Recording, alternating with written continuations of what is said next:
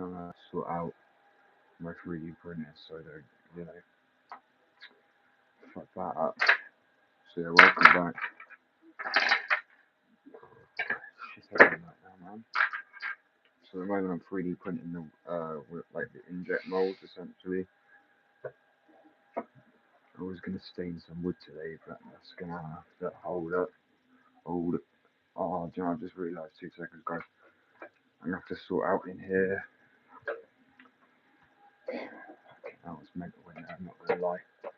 Everyone's gonna have to bear with me for 2 seconds just while I deal with this.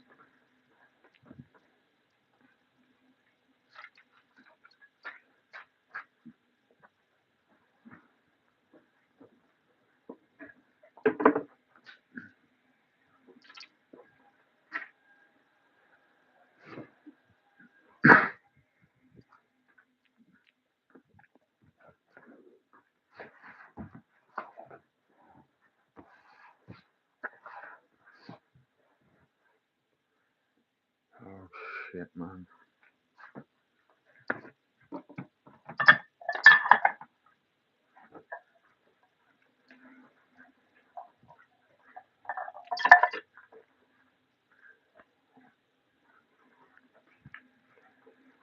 So yeah, sorry everyone. Better with. What was I doing? I honestly can't remember. But yeah, the wheel mold, oh that's it. I found the secret formula. I literally can't order, oh crap, what I needed to order. Because there was some issues with the money as well. Let's just not get into it. Stressful shit. Oh, my body aches.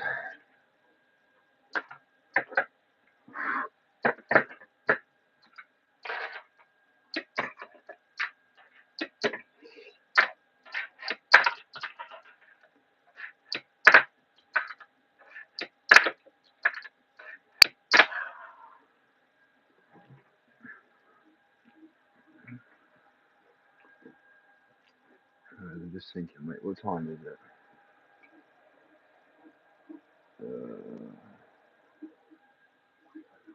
Yeah, 10:52, yeah, like that. Too early. Sorry, bear with.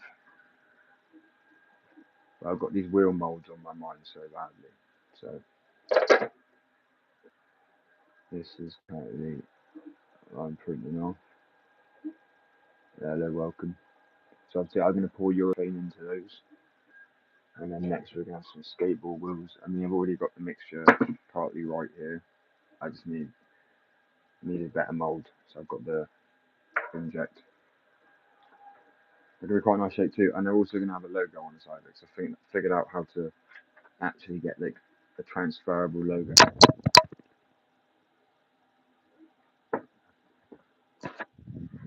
onto the wheel, which is sweet. Yeah. Today's not really like a live day, it's like kind of a day off. Well, when I say day off, it's just a day off of live streams. I'm still working, kind of work 7 days a week. That's what we come up with. Give people an update about the rules because I'm working at a rapid pace. Like when I say I've got skate rules, so when I say I do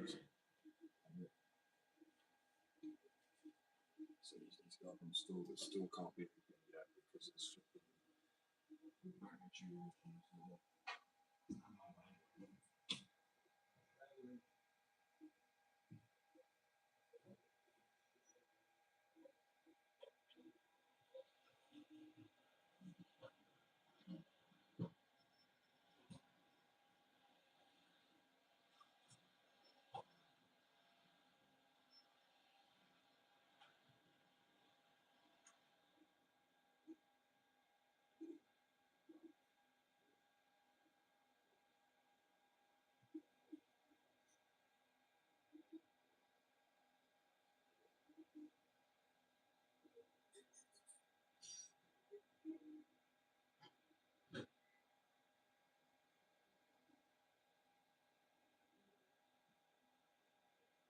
It doesn't help because I only got about 3 hours sleep last night.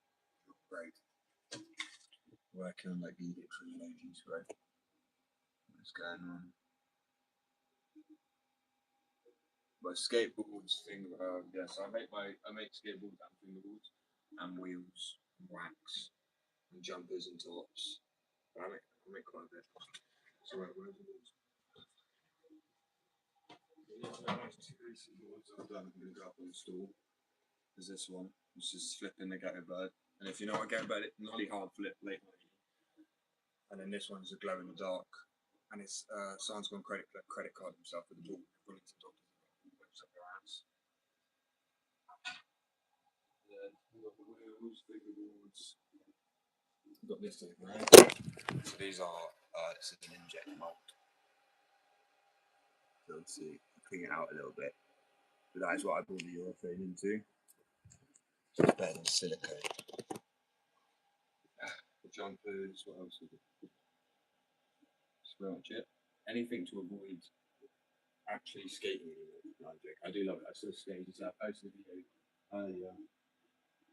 You got like, it's weird. I go from 23k views on a video to like 6. Like what? And I know no one wants to watch games. People want to watch, like, you know, as I said, like ghetto birds and you know, where people want to see like disco flips and techie shit. You know what I mean? I slipped the disc in my spine. I tore my ACLs and my MCLs. Like, people get what I post. Like, no offense, but you know, if I can't skate, so I don't skate to entertain people. But at the end of the day, I enjoy art. I enjoy making things. 3D design. You know, I've done business things, so it kind of made sense to link my art, my business, my love of skating into one thing. And science, in a sense, because this new, which you listen, and then this, really screechy. That's no urethane at all. So, but because the company I'm sending it to wants, they say, can you print on it? Which I can, because I figured out a way to print onto it. That being the next like week or so. And can I mix it with urethane? So that's why it's going to be at least a 50-50 blend. But I'm hoping it's going to be, I'm not saying it's going to be better than those when they invented like urethanes, top shit, but hopefully it'll be a new affordable, at least mix. It means it'll be cheaper. I'm not making a new formula to be like, oh, this is the new shit, like you guys got to spend an extra 20 quid on research. I've done it as a skater myself, wanting it to be affordable. Because I'm sorry, getting a nice good pair of urethane wheels, unless they're discounted, can cost you like 40-50 quid. If it's a nice, you know, especially if they're like Spitfires or something, way expensive. And then you've got what ceramic bearings, which I like. You've got your trucks, which can be like 60 if you've got Aces or Thunders or Indies, whatever. It's expensive, do you know what I mean? Then you've got a skateboard. I ride Impact until I actually start skating my own ones, which I know is a little bit like I finger my own board.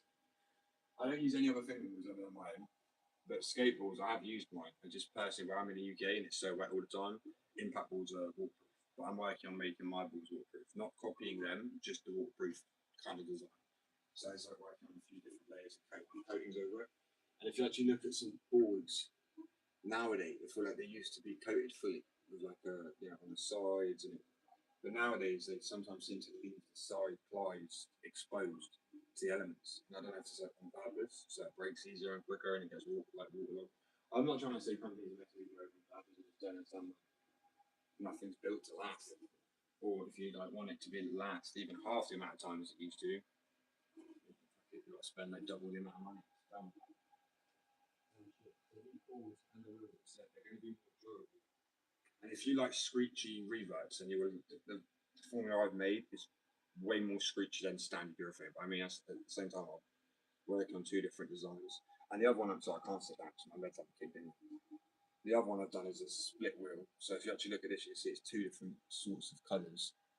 And it's because this side on the reverting, so if you're going to do reverts, right, typically, well, some people might do backside revert. If you do a frontside revert, you're pushing with all 4 wheels like that, right? But technically, if you take the outer side wheel outward, so not dual drummer, because that would be like the inside is harder and the outer layer is softer. It's like, I don't want to call it a split. You imagine it's like 2 things. So when you do a revert, this bit that's going into the ground will have less friction because it's less grippy, but it's almost when you're rolling straight, you'll keep it straight because it's flat and even. And even if you do wear away, it's a side that wear away. So even when you do go straight, it's still the grippy part. And I know you still got it on the inner side, but then it's just 2 loads of friction compared to 4. So you can actually get like a nice mixture of a street wheel. So really, you could do one side that's like 95A and one side that's 85A. And I mean, it really, I'm going to obviously test it. And I'll post it.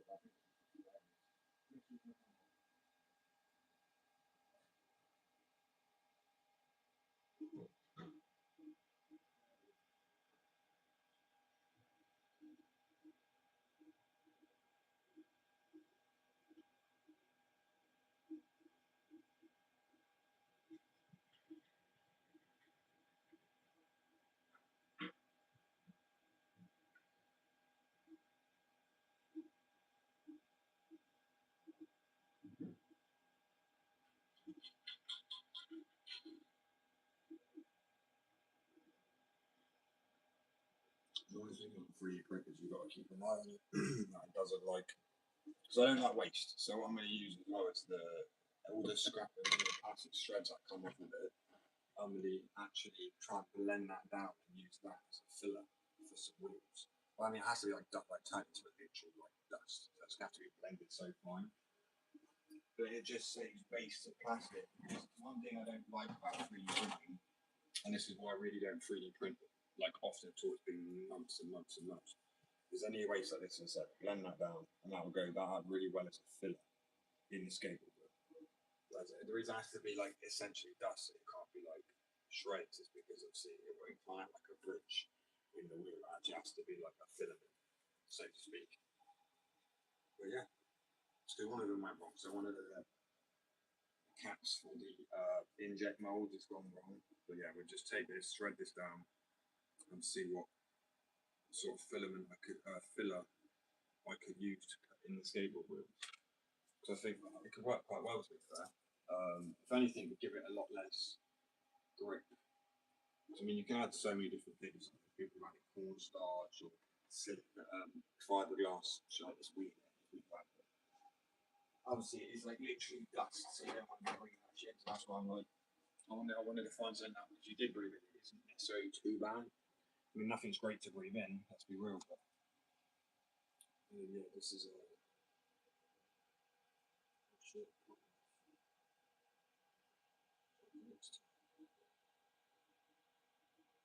I don't know. I need to make the right colorant as well, because I say it comes out like a ambery color, urethane, and then obviously mixing it with my formula changes the color slightly. So trying to find the right color blend has been a fucking nightmare. I've worked with like a mixture of acrylic inks.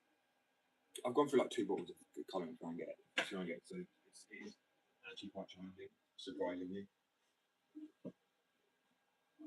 It's just the color, then it's trying, because if you add you need to find the right blend of everything. So obviously you can make it too brittle if you have too much color in the wheel. So it has to be like really a bright enough color. It's almost sometimes better to stain the wheel afterwards rather than to set it. But then I think staining will can look quite cool too, because if you have to do reverts after a while, you start to get like wear it down and look. What they used to call those boards? Were they gobstoppers or? You know what I'm on about. People know what I'm on about. For a skate, they used to have different coloured plies on the board. Wear down, it would literally look like a gobstopper. You chewed 3 different names. I swear it's called a gobstopper. I can't honestly for life I can't remember. It was something like that.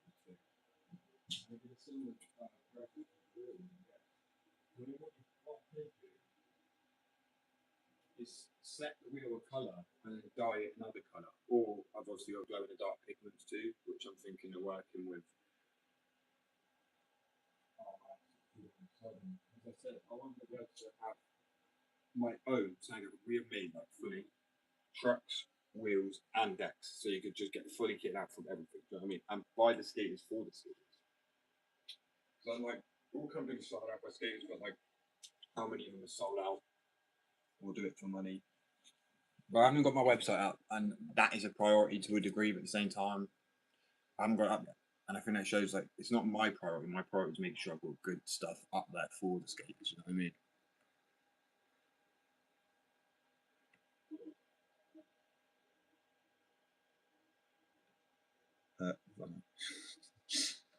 This is a good one, bro. Oh, I'm not gonna lie. Do you want to see how long this print's taking? Right, this is ridiculous. 16 hours. Like, I generally can't. I'm losing my mind a little bit, just slightly, to the point where I have a blow up sofa bed. We actually went in the other room last night because it's gotten that annoying. I've been my partner to sleep for anything but me. And now 2 seconds, I need to remove this excess where a bit didn't attach. It came off the heated bed. It's ending up printing in the air now, and I don't want that clogging on the next bit that it moves over to when it like hops over to the next section. It's printing. But like, you know, skateboard wheels have like lines that move slightly when you look at like. This is what I like. The idea about these molds is obviously using really solid lead like this as well. Is, you know, like typically they are like little lines, tiny, look really, really close. It's from where they've been set the mold. I am going to be doing a metal print, but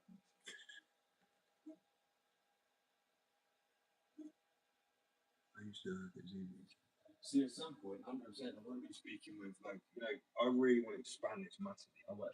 And someone said to me that they've known a very few amount of people that work as hard as I do. Because for 3 years now straight, on my own completely, I've worked on fingerboards, packaging design, websites, coding, marketing, online, whatever personality, whatever you want to call it. And it would be nice to, like, share, you know, it needed to be done because I guess so many people are busy with their own lives. I was signed off work for my injuries. They're not all self-inflicted. Someone like just got like a get out of free jail, get out of jail free fucking usual say. But I will be employed. But I want to do charity work. After seeing, you know, profits that skateboard companies can make, and fingerboard companies, and then clothing companies, I'm like, that's quite. I have all three of those. So essentially, I could do a good bit of charity work with like 100% of the profits from one of those companies, which is definitely the plan. I'm also.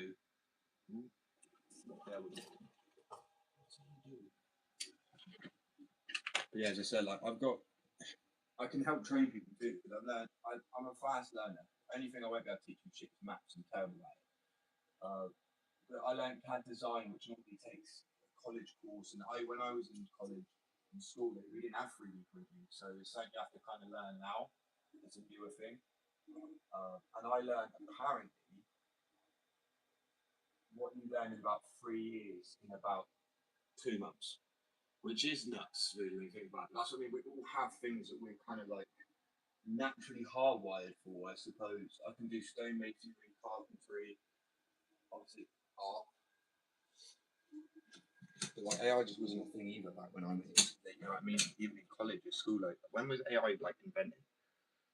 I know it's probably invented a long time beforehand, but I mean to like the public knowledge and when we were given it. Because I just remember people getting crazy about the voice thing. It wasn't even Siri or before that. It was before Siri. It came up with this blue box. It was like you could say play music, or it could be like pause or something. That was it. I don't even think it spoke back to you. I think it just done whatever you asked it to do. And I remember when people went mad over this whole advert. It was like, what's the weather like today? Well, I need an umbrella. Like things change very fast, but I think I can't remember when AI came. I have no idea. Oh, 100%. But I like the idea. At the same time, I think the promotion has worked for me the best because I'm just a guy who's doing his hobby and people ask me to sell my stuff in the first place. So I'm going, yeah, I've got a lot of it. Why not?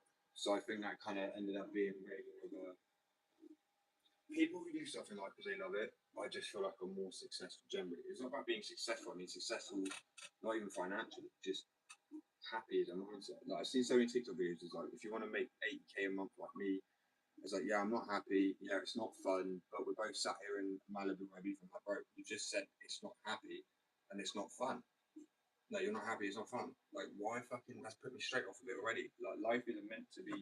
You know, we're here for a good time, not a long time. That doesn't mean you shouldn't work hard. But if it's working hard on something you love, then there's no issue. I'm happy. I'm not here tomorrow.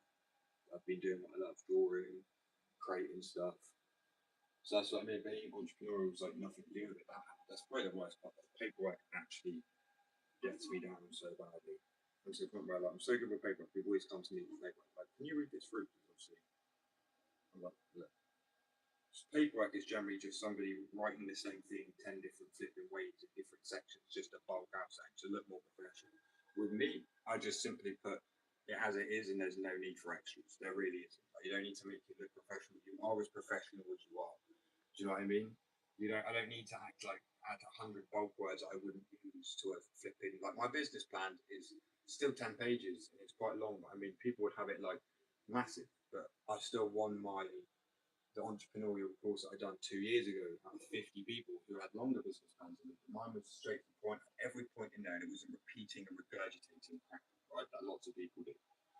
And it's just, I think people think too much about the outcome, what they want, where it's going, the future, and it's just enjoy the journey, and you want to get where you're trying to go.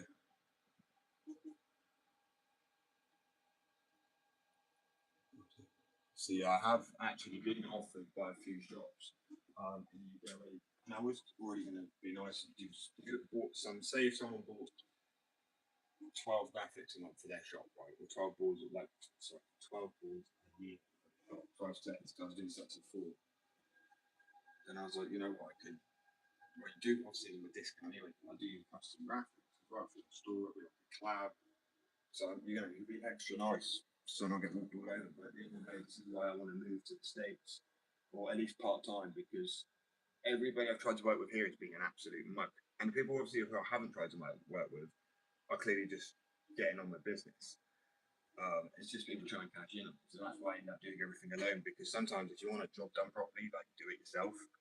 I can trust anybody to. So it's got to a point where it's like your baby, you know what I mean? My business was everything to me. I was like, I can't trust anybody with any section of it. That's too vital. Until I get to a point where I know, it's fine. You get what I'm saying? I can't believe that is on 14, 15 hours.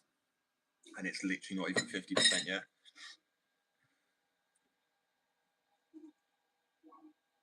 See, I'll be real. It's like, I've obviously lived in the UK. Is there Zoomies in the UK? There might be like 1 or 2, like more up north. But I've only ever, and this isn't a dig, this really is a dig, I just said as it is, I've only ever heard bad things about people shitting on Zoomies. I don't know why. I don't know if it's because it was people who weren't skaters trying to cash in on that skate kind of culture. And that is the one thing. I mean, if you want to not fail in the skate scene, is to clearly not do that. Because skaters are so proud of their, like, I don't like to call it sport, their passion, their hobby, you know what I mean, their craft and their art style, because as a skating is to be like. It's why I love just non-techie shit that people don't care about always, because now you need like the wildest hand plant, fucking twist, kick flip, late grab. Like, it's like ride the ghost whip. What the fuck is that? When are we? As soon as we start hitting the like Ghetto Bird's okay. It's 2 words. Kick flip, 2 words. Heel flip, 2 words. I mean, I know it's combined, but you know what I mean? Or like backside heel. We even took the fucking heel flip part away, like the heel part. No, sorry, the flip part, because we know what it is. So we say backside heel, frontside heel, right? Like, why are we making it so long and ridiculous? I don't know, I mean, I'm riding the ghost whip on the train across fucking the Gobi Desert. Like, what are we doing? Just, no, bro, just keep it simple. Keep it sweet.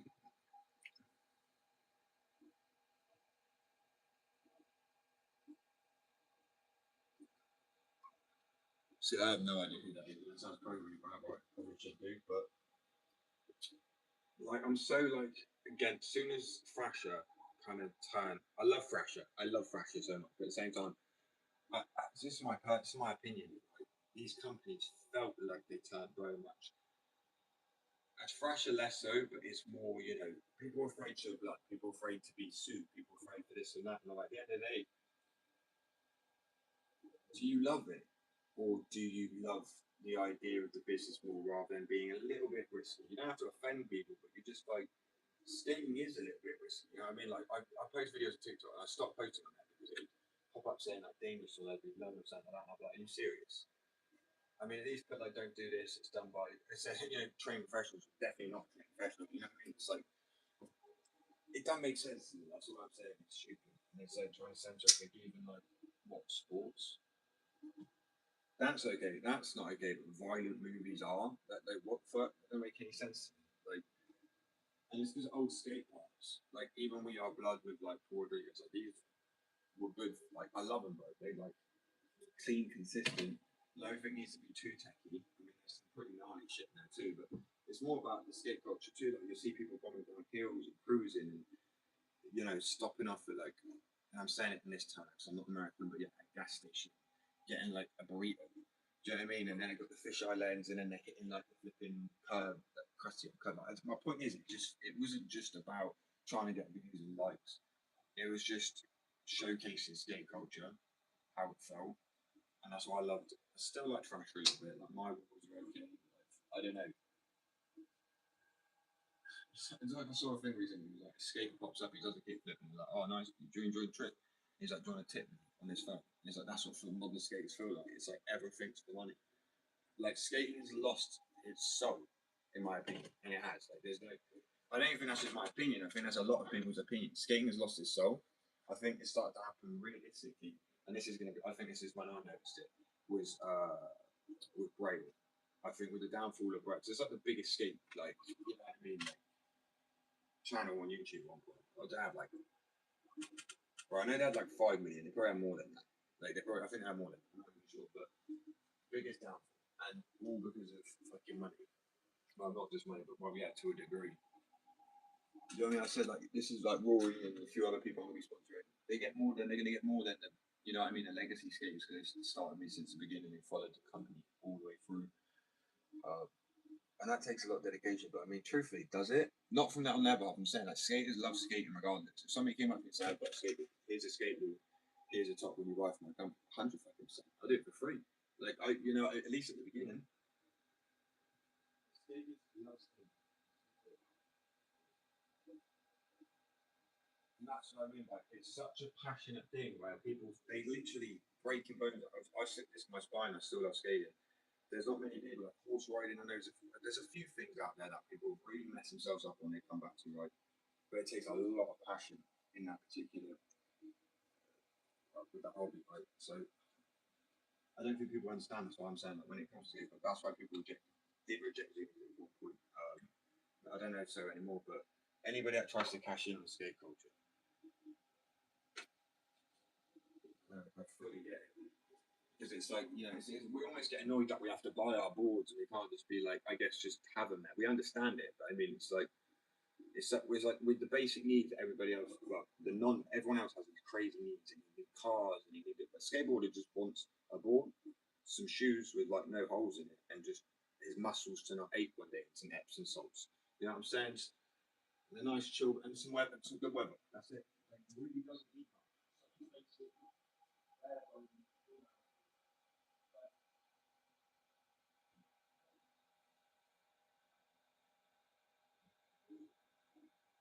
You got to bear in mind, when I was homeless as well, I was skating since I was a kid. It could have been because they were my mates still, but there were people who I didn't really know. When I was homeless, only people that sometimes be like, "Oh, here's some food," or "Here's smoke," or you know, like they just didn't judge like the rest of society. And I'm not saying that's everybody because you can't look at everybody, but I'm growing up with skaters knowing how nice and kind these people were and shit like that. And being kind to me myself, that's what I've got to give back. How on earth skaters go after I thought, okay, it's going to be expensive. And I was going to originally do my fingerboards at like 100 quid because that's how much everybody else does. And I was like, oh, brilliant. But then I seen how much it costs to make, and I'm like, I can't charge that much. That's actually taking the piss. It's like when I asked me how much am I going to charge my skateboards, like, you know, custom easily 150, like whatever, just going dark. I'm like, bro, I'm just going to thinking like 60 or 70 for a small one person doing that all on its own. That's very cheap for a small business. But it's not the point like monthly giveaway because at the same time, I have more expensive stuff. And you need to be able to. People do the wider audience thing by making graphics just appropriate for every age. Well, I've got slightly older graphics, you know what I mean, but it's the case of then I have a right. My audience is people who are on a low budget and people who want a nicer product too. Like the stuff that you can fit that. It's like KFC. One of my favorite things that says in the walls that we sit millionaires and trappers at the same table. And I love that because it doesn't matter who you are, where you're from, or what you've got. You can enjoy the same thing and enjoy the same product. If it's the same quality, you don't have to know that person's not going to just flipping rip you off. As I said, I love fashion. I said, they're a big company and that it comes up in line. But like, I don't ever see me charging more than literally like tenner or whatever for my beans. Even though technically it probably cost me more because I'm small, like you know, small business. I have to, well, I will do because I can't buy in bulk like they can,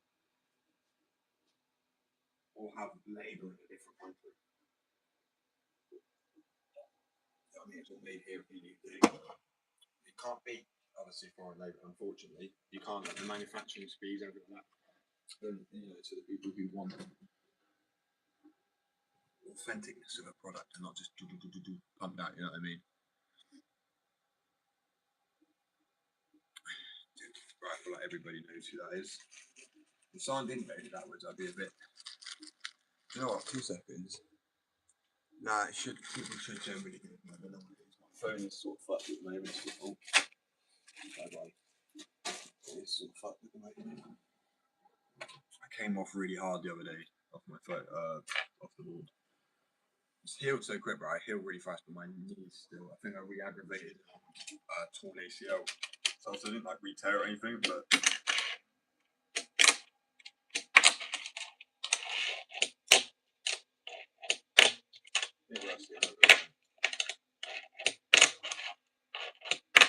It's so busy. Like once you have your hands cramped, that design is art and 3D CAD design to show for me.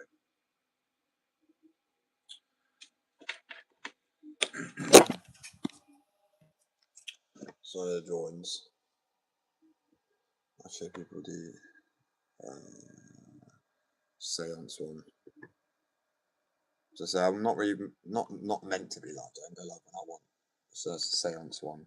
It's this drippy art style that I'm really liking at the moment. Obviously, go on the jumper. This is my favourite one currently. Oh. Let's give it a little turn. So I tried to do this drippy art style, so everything's like not so, what's the word? Clean. Because I struggle when my hands are getting shaky as I'm getting old. Not just older, it's because of injuries as well, nerve damage and shit like that. And then, that's why I'm on pre-gabbling. But like, I got the shakes really bad. You see my thumb. So it's got really hard to be able to do any art, to be honest. So it's obviously 3D designing. Oh. And learning CAD has been crazy, bro. But yeah, so these are what I'm printing off now. So it's going to take quite a bit of time. And then this is where I'm at.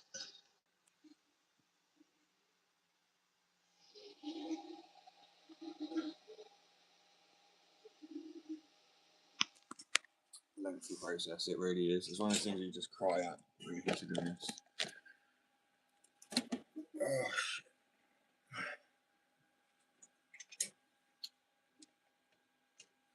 shit. So I'm going to charge this up. Have my coffee. But yeah, I just wanted to show everybody, really. Final compliment and formula. Because like, when I say I do that, I'm so quick on the ball when I'm saying I'm doing something. Because normally I'd be planning it for like a month in advance, and then I'd let people know. It's so hard to not let slip what you're kind of doing, just in case it goes wrong. So the fingerboard wheels, I was working on them for probably about a year and a half now to get the actual formula. So technically I worked on the formula for like 2 years. No, sorry, a year and a half. We'll be going on 2 years. So it's pretty much since I started making them. As soon as I looked at the cost of fingerboard wheels and pyros, I was like, yeah, I'm not paying that either. Like skateboards already cost me so much, and my other hobbies, and them running a business and shoes, and I just like, yeah, I've got to be able to make something that sets fast. Because looking at urethane as well, liquid urethane, it can take 24 hours, 7 days, depends what kind of urethane it is, to cure. Like 7 days for some urethane is just fucking nuts. Or you've got oven cure ones where you like kind of, well, not oven proof it almost. But there's ones that you can get that cure a lot quicker, but then it's finding the fluids and the right hardness. So my short hardness I've got the moment is 85A, which is I think a great working spot, because I like pretty much just need 10 more A durometer of hardness to be 95 at 95, which for me is perfect for street skating. Technically 100 would be really ideal, but at the same time, yeah, quite slippery with it. Anyone's not majorly slippery. I wanted to do some 120%. That's like, don't even exist properly, right? Do some crazy. Because the highest I've ever seen is like 101. I don't know what the highest is, but you could try and get it there without making it too brittle. Now, the way people obviously typically do that is, dual durometer, I'm thinking it's the kind of the opposite. Instead of doing a harder inside and a softer outside, you would do a softer inside-ish, but still a harder outside, but the softness still, because if something's too hard, it'll be brittle. So you need something to absorb. If it's too hard, so you need something essentially a harder layer that's slidable on the outside of a nice rubber. And by doing that, you'll keep the strength and the rebound, but you still won't get the my brain. So technically days off. I had like 3 hours sleep, and as soon as I was awake, I was like, that's it, brainstorming time. And you just literally, or if you follow you know, I can't turn my brain off until the task is complete.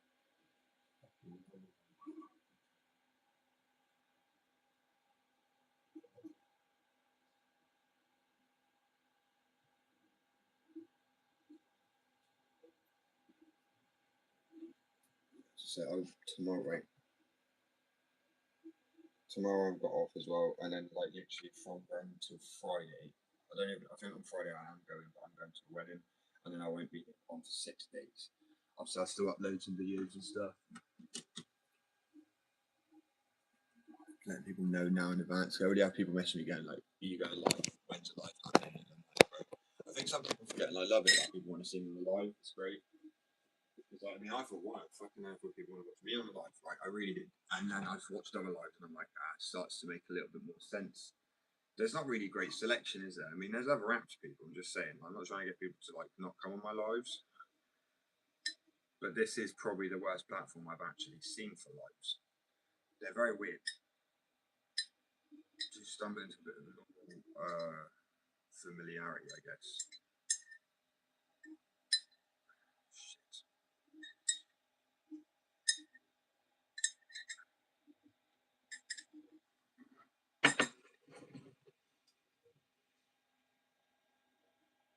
See, I never liked how difficult it is to follow your dream. It's not. I've had to just start it myself rather than being ever offered an opportunity. So that's why I'm not going to do the same as other people. So to me, qualifications don't mean shit. But they do. It shows you worked hard. But at the same time, say if school wasn't your thing and you struggled, but you still relentlessly pursued something after that, to me that shows just as much dedication because you've been knocked off and been told your whole life you're not going to do it, that you didn't get qualifications, that you didn't pass these exams, and it's a load of bullshit because if people respect the art flow of whatever you're doing more, people see that. I think it becomes quite stuck up in a way when somebody who has a business, like, if somebody's unqualified and doesn't care, then like what are you doing? But you don't need qualification. If it's like an actual thing that requires legal qualifications, of course. I'm on about like I don't need somebody to have experience as an artist in any place because you know that whole thing of like, well, where am I going to get experience if I can't if I need experience everywhere to get experience, but I can't get that because I need experience. It's like perhaps 22 in it. So for me, it's for the love of it. Because I mean, I'm not even like nowhere near a pro state 11. Not even slightly close. It's not even laughable to even find worthy like that. So it sounds dumb to even consider it. Still, anybody who can't achieve anything, then it's not a pain in the ass part of the movie.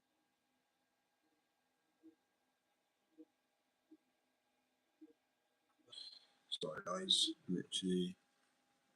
Sorry, as I said, my phone calls have done anything. But I did plug it in. I thought it's with the anyway, we're back. For a sec, for a minute or two. Oh, damn it.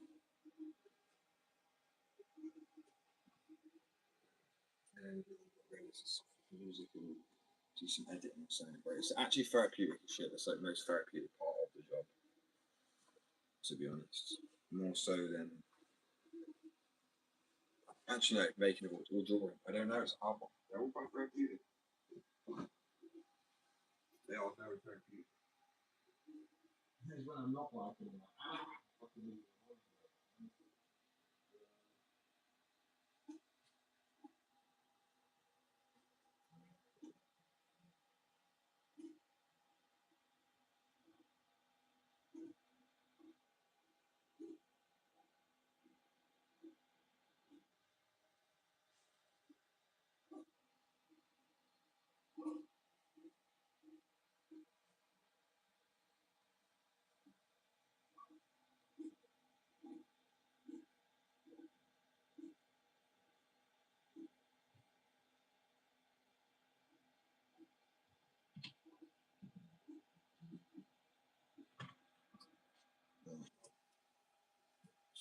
And then yeah, once we've done that, those are done. So that's probably like another, what, 15 hours at least.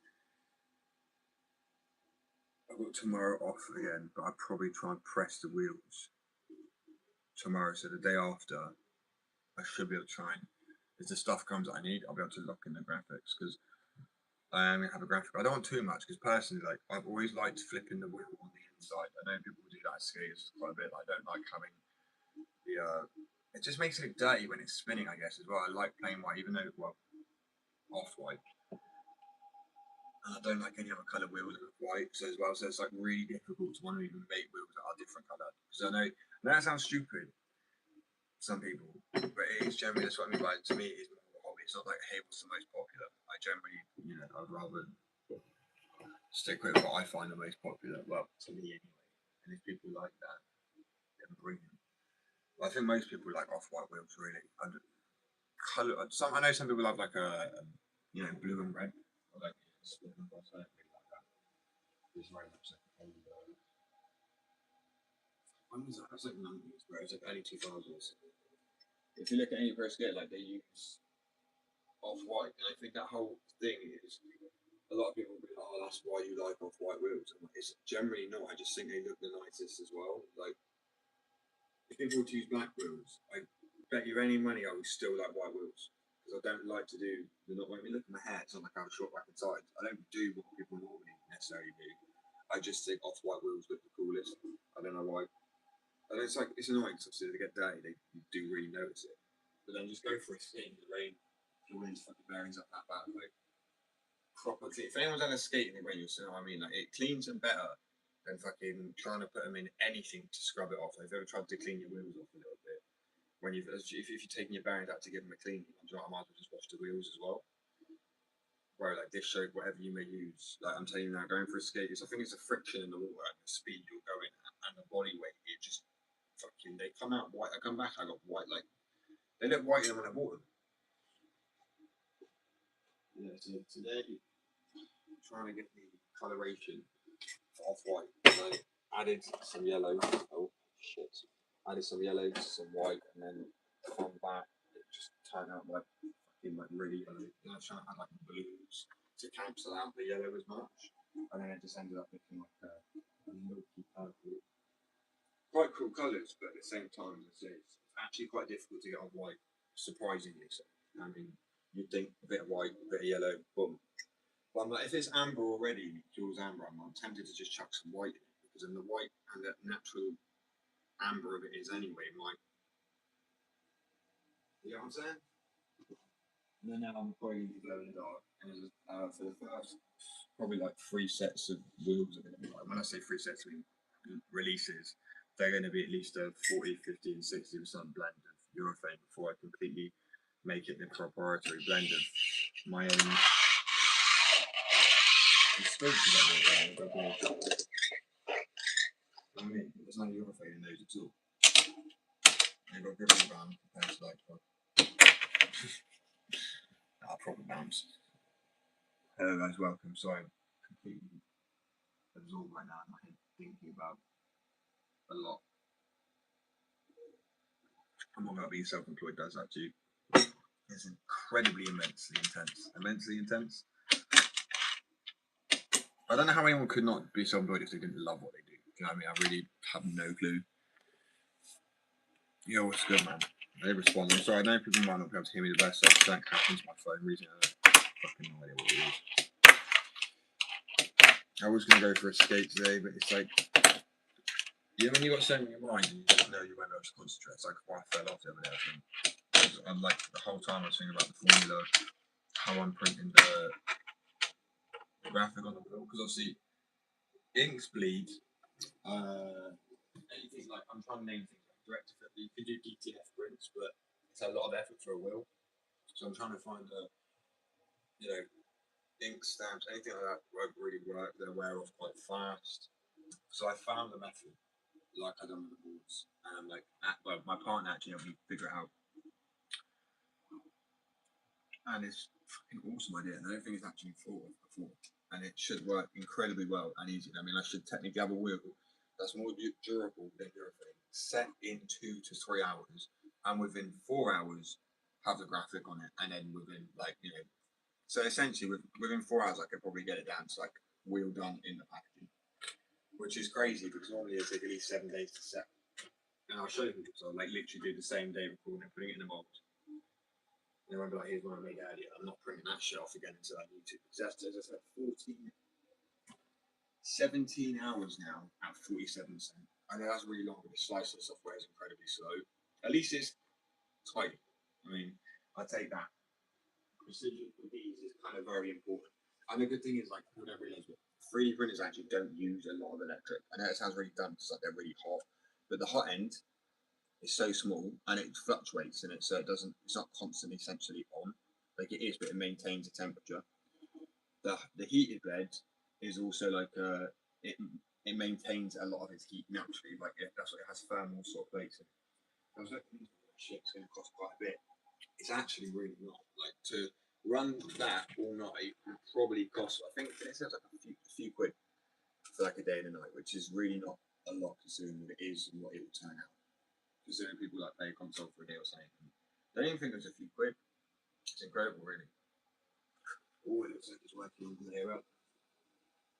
But show them. This is where we're at. So these bits are going to be filled up. This grid pattern, this grid to me is probably like the strongest. I'm learning about 3D printing as I go along. It's difficult. No wonder people get a college course for this shit. It's actually like engineering level people get to learn CAD design. I'm not doing that. I just do the basics of goods. But that's what I mean about qualification. I won't require any because I'm doing it myself. If you're like willing to learn and you've already got like a skill set, then that should be good enough for an employer, in my opinion. And me being the employer and not the employee, I'll come and get.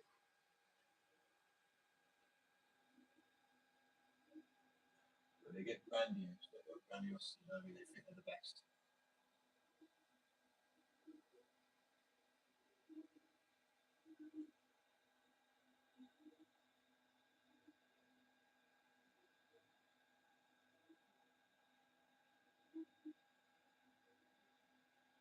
I've got sticks excess here. You can't see what this is, so I'm saying for connectors here, really. More.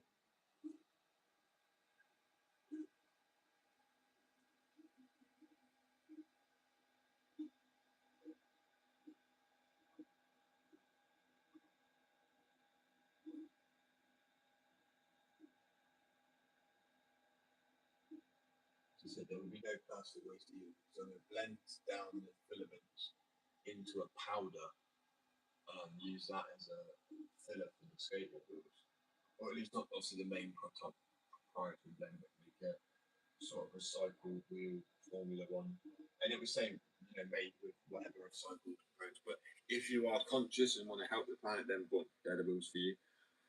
And I've looked into it, like things like these plastics, at their molecular, not molecular level, is way too small. You know what I mean? At like a powder level, it will act like a filament or like a thickener, a hardener sort of. And as I say, a lot of people complain about I don't 3D print often. I literally don't go away. It's too bloody big to go away. It takes up half the room. But it gets covered, and obviously only used for things like this that really require. Instead of me having to like go to a company like, can you 3D print this mold? They design it or whatever, and then I pay like hundreds of quid for a design. Because CAD design, you can get charged 80 quid an hour, which I'm not paying £80 an hour for something I could do myself. In my opinion, that's how I work myself. I would rather spend that 2 months I did. And people go, oh, it's 2 months or it's 80 quid. But it's not just 80 quid, and then it's also like, and it's if I want more. So yeah, that might be 80 quid that one time. But if I wanted to print more, I now have the designs, I know how to use CAD. So 2 months to me was more worth the time than spending the money.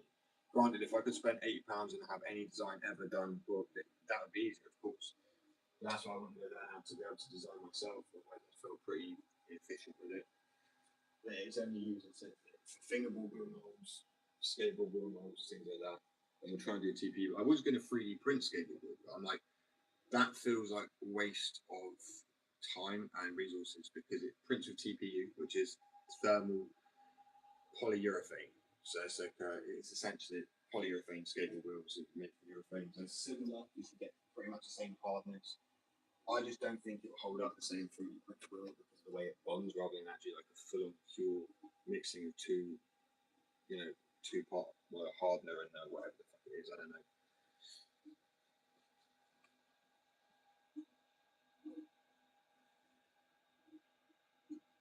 Now print this off. Got the wheel on, and that will probably. I don't know how long they'll last, but it's very, very PETG is very like flexible, but strong as well. So that's what I'm kind of hoping for. So it was either that PLA, PETG, PLA with wood.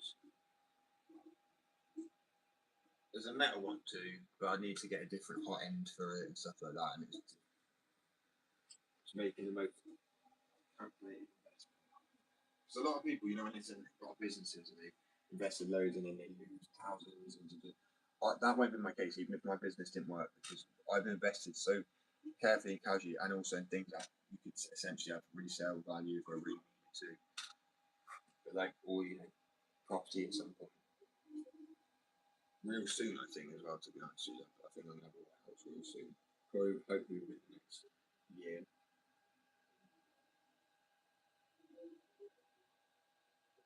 I'm just too damn excited to get these people back. So sending them off to somebody who potentially be getting not potential, I know for a fact they love yours. Manifest that shit. But I'm not actually going to be sending them off because I don't trust people. I don't trust people. Especially when something's like, if you look up how much the work, like the weird industry's worth, it's worth a lot. Just skateboard wheels alone, it's actually kind of pissed really how much they're worth.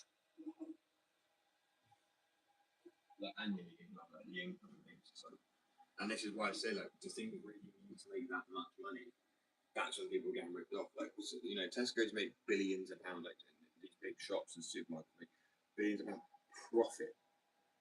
Not just including, the money back on the shit they've paid, invested on, but this is profit. I mean, like, that is an absolute, that should be illegal, in my opinion. There's no, like, if you can pay all your staff and you're all living relatively comfortable in that part, that pass out point, you should be paying massively on tax. I don't know if people then go, oh, it's unfair because they're working for it. I'm like, yeah, but then, like, somebody could be in a position to work for something really easy. Yeah, I think it should also be graded on how hard the job is, and also maybe how much it's affecting you as a person. If you're clearly a happy, whatever person, you're enjoying your life, should you be making 2 million or whatever, like, plus? No, personally, not in my opinion. Or you should at least then, because money's not happiness, but it's stability. And once you're stable, why do you need? You can be like, oh, I've earned the money, but as someone who's got the business, I'm still like, why do you need it? You should be like made to do good with it, and then people go, wouldn't earn as much and they wouldn't be so greedy if they were really that selfish and didn't want to share. Say, well, I've earned this. So fucking what? It's paper. Did you not enjoy doing what you did to get it? Do you not? You get what I'm saying, right? Because if you didn't, then, as I said, pointless in my opinion. No passion for it in that sense. Oh, I'm so excited about this. Kid on Christmas. But anyway, I won't be live tomorrow. All week all week I'll be live until Friday. I'm not sure on Friday if I am going to be live or if I'm going on Friday. I have not been to a wedding for years, bro.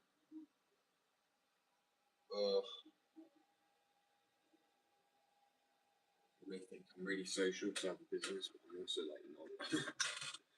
I am when it comes to like my business. When it's anything else, I'm like, I don't know. I zone out, bro. It sounds really bad, doesn't it? I mean, if it's not zone out, or yeah, to a degree, it depends. It's probably ADHD in it. When you've got ADHD, you're driven with a certain thing, and if someone like knocks off that focus or the drive, you kind of just like, oh, I'm just fucking and just lose the soul.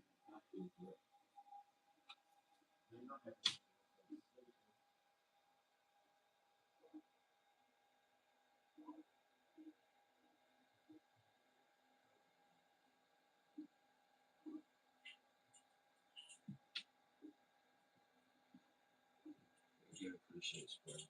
So yesterday's live was really weird. Like, I was live quite consistent amount of time. And there was a time for like 2 hours that no one came on, and I've never seen that before. It was really weird. So that's why I was like demotivated really to come on the live today, expecting the same thing. I guess it was just a quiet day. I understand it. The sun's out. People will be like, yeah, I'm off. I would. Well, I did. And I fell over. I did post a video. I didn't fall off properly, but I don't know if people saw the front side shove it that I tried to do. It's like halfway through the video. I land like one foot and two leaning back too far forward. And if my feet were like not as big as they are, I would have fallen over because like I'm like literally at a pretty much a 90-degree, not a 90-degree angle. That's a bit extreme. Maybe 45-degree. There is no way I should be still balancing after that. If you want to go back and watch the last video I posted, but actually, no, it's the one where I'm skating. As I say, and I go to do the frontside shove it. I think it was it an ollie front shot? I don't know. It was saying, and as I said, I leant too far back, and that's how rushy I've been skating because of the business. But it's been worth it. As I say, I got my priorities straight with it. Sometimes it's like, what's more important? You got to enjoy life. Of course you do, and that's why I still skate. But if anything, it made it more fun, more challenging again. Even after the injuries, as I say, I always dreaded people like, oh, bro, you need to do it like this. Not knowing that, like, I have a skate company for a reason because of my injuries. I decided to still stay in the skate industry, but not. I call it industry because this is what it's becoming now. Yeah. But I wanted to stay with the skate community, providing and using, like as I said, it was weird. I've concentrated on science. I've done business studies. I've done art and all these things. If you really look at them, like, well, that's literally somebody who could an entrepreneur, someone who designs, makes, comes up with a skate company or any company that is. See if you get put my love of skating, my love of art, all of it together. It's almost like it was destined to be a skate company. And if it wasn't a skate company, I don't think I would be bothered to do it. And it sounds bad, but at the same time, it's truthful. I really, really respect anybody who manages to start a business if there's no passion behind what you're doing. How on earth, like the amount of work that you have to do when you're self-employed is actually like, I think when you went into it, the reason I'm not gonna lie to you, this is me being real, I'm not a quitter, but if I'd have known how much work there would have been in terms of like by this point, there may have been a question of mental health and timing, right? That might have been it. I would have done it at some point, I'd have pushed myself a bit. In a way, also doing it did give me that mental boost and that clarity, because I felt like I had no purpose. And that's like, no one wants that in life. So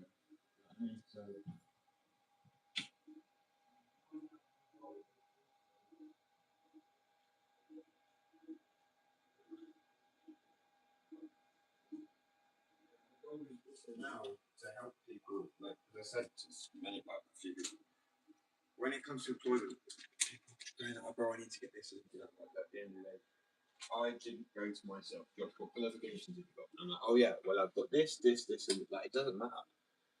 It does and it doesn't. Like if someone wants these qualifications, they want them. If they don't, my point is, it matters to the person who's employing. It matters maybe to them, because to me, a degree, qualifications, anything like that is essentially just them being able to go, we can see you worked at something. Because I actually respect people who, someone's gone to college, been told their whole lives, or school, work hard, and they have done because it's been put in their head. But then you've got someone who, like me, who had a bad upbringing, wasn't told to work hard, wasn't told to focus, and it kind of you're in care, and you missed a lot of school because your parents didn't take you to school, and it was rough. I'm not like, it's not a boo-hoo. My point is, where people have that privilege, that mindset already, it's just wired into them to work hard. It's wired into them to do the right thing. Where me, it was completely shocked to me that the adult life and work. I know it is to most people, but even more so. Obviously I don't know because I'm not in somebody's mind, but everyone else seems to be so fine with getting their qualification or whatever at school, sixth form, college, while having part-time jobs. I was losing my mind. I was like, how the fuck do people do this? Like, I seriously had no idea. So I had to evolve and adapt quickly. As I said, with everything, I didn't know I was going to be a skater. I'm going to be a skater. Well, I was going to be a skater, but now I'm into myself. I've got literally no plans set out. But it's like life just had this way of working, as I say, with things in the background. And I feel like it was a dream. I went to bed and I woke up and I had a compact merged with tank boards, so Birdhouse skateboards, which is Birdhouse. And I woke up and I just thought, why on earth did I never go into making skateboards? or like, you know, I don't know. I always felt like, well, you've got to be a skater first and be known if you wanted to make a skate company. Like, I just don't think that's like at that point. I definitely thought it was true, and then now I really don't agree with that. You know, because you never know. Like I saw a video I reposted earlier on IG because you know I see him more often now. It's like jealous of myself at 16, and it's the guys at 35 now. Obviously, that's 35 with maybe no injury. Mine's I'm heavily injured, so to me, I can still occasionally see it. It's there. Like, I get really boned out, crisp, clean tricks sometimes, but then sometimes it's just really not there. And I am jealous of myself when I look at like, injuries and be able to just walk away like that. You know what I mean? Kick a finger, get up. Yeah, so I think that's why I never wanted to. As I said, I would always wanted to make skateboards. Like I say, always wanted to make skateboards. I always wanted my own skateboard would be behind a skateboard like with like a load of art. Because as an artist designer done graffiti, I was hoping I was going to get spotted because we used to have a saying sounds on camera. We would literally tag up this bridge pot that we would skate at a bench, and we would do crooks on it. We would do lips. No, well, I think I made that lip. There wasn't really much space. I really struggled to get into lips. Crooks, noses, tails, blunts, and as well. I first done a blunt and heel flip out because it was weird. It was the way you sagged because when you're obviously in a blunt, I'm on a skateboard right now. Mentally, I'm on about a skateboard, and it was like the way you kind of had the board sagged, and then I can't knock the rest on this. You know what I mean? So, I am gonna try and get the shit back because I really need to. My heel flips are so close, and this is another point. Sorry, my brain's all over the shop. There's another point I always make. People say skate every day and you get really good. I don't think that's true. And people are going to argue with me, like, well, it definitely is. I'm like, bro, I've run a skate company now for 3 years, 2 years, going on 3 years. And in that time, obviously, I've been making skateboards, fingerboards, jumpers, tops, beams, making connections, post like. But one thing I wasn't really doing in that time was skating all too much because skating is fucking exhausting. If you're a skater, you know exactly what I'm about, right? If you even, actually, no, you need to be a skater because you're not just going to have a little cruise around. But skating really, really is exhausting, like, incredibly, like full body workout. I don't see what my injuries was. It was a nice improvement, like break to work on the business. And I still wanted to skate. So to me, being able to work on skateboards, fingerboards, things like that, it wasn't like skating still, but it was like, I don't know really. I can't describe it. It's like when I had my injuries beforehand, I had to walk away from skating. Like I walked away from it because it hurt too much to go down to skate park all the time, see my mates skating, and I knew I was injured. And by this point, I tore my ACLs, my MCLs, had surgery, changed with the hamstring. It's not a hamstring they put there, but it is. But they just take the hamstring and they drill a hole into your thigh and your shin.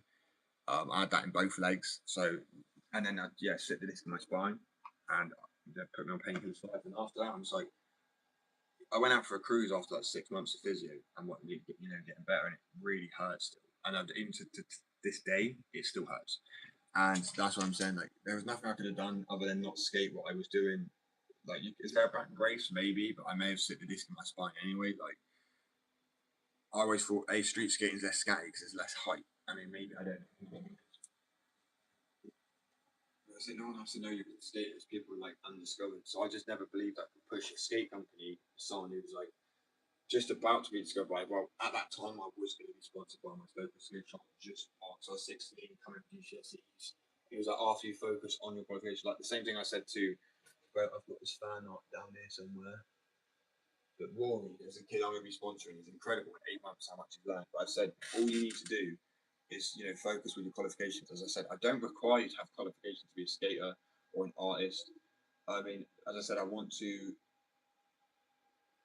use some of the I want to use 100% of the proceeds, like profits from either the skateboards, fingerboards, merch at some point, one of them, to actually funnel it into a charity that I want to help run. But mainly, I want it to also be spanning between Western civilization, let's say the UK and the States. It's not like I'm trying to be. I've heard there's so many people that focus on international help, and I'm all for it.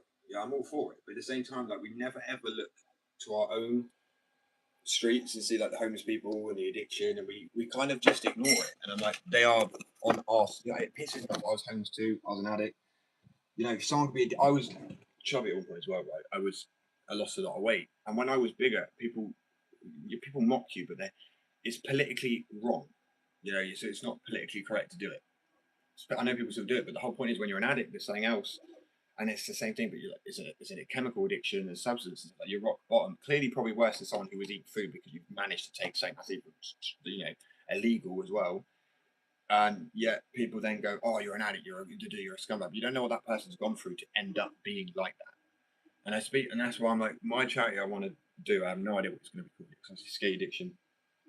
I have people in the States that want to work on charity work, which is brilliant, and I want to do the same thing. So I'm like, I can then with my business funnel money into. I say funnel sounds bad, but it's true. Just, I don't want to have to rely on like another team of people to do something. I want to oversee it myself to make sure that the money does go into the charity, and then do a channel around the charity.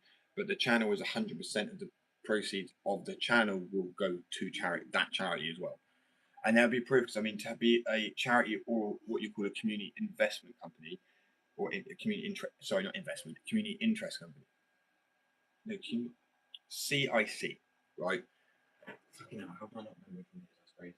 That's what I was going to do anyway. And with those, you can't just make money and be like, oh yeah, we're a charity. Like you have to show it to the tax office and everything like that. It shows HMRC on everybody. I've got people who want to work on it, as I said.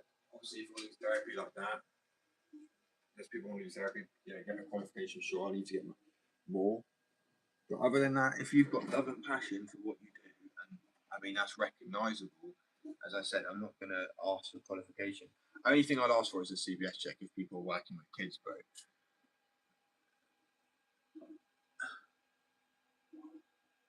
We stay 2 minutes. Facts, bro. I mean, I think I think, as I said, like, yes, I built this company from the ground up, and I'm so fucking proud of that, like, beyond belief. But from now, and like, well, from the get, it takes community. I think this is what people always forget when it comes to business, and I don't know, man, just not forgetting where your roots, who got you there, your fans, and the support. Because I always see that, man. Like, generally, people, oh yeah, I'm rich and this and that. Like, what made me laugh is at one point was that whole attitude of like somebody who could turn around to their fans like, "You're still guys, you guys are still you, and I'm still getting my hand." It was like that. Not me personally, I didn't like this, but I thought it was funny because it's true. But and that whole any press is good is press or whatever. I don't even know what the saying is because I think now I look at it realistically, it's stupid.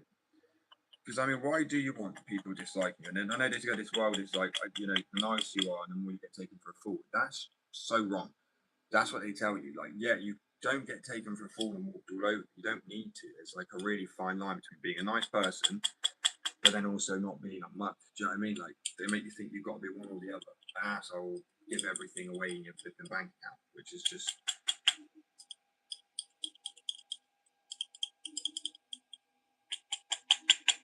People get mad at me before, but at the end of the day, there was a homeless person I gave like 40 quid to or whatever. I went and bought dog food, like pedigree.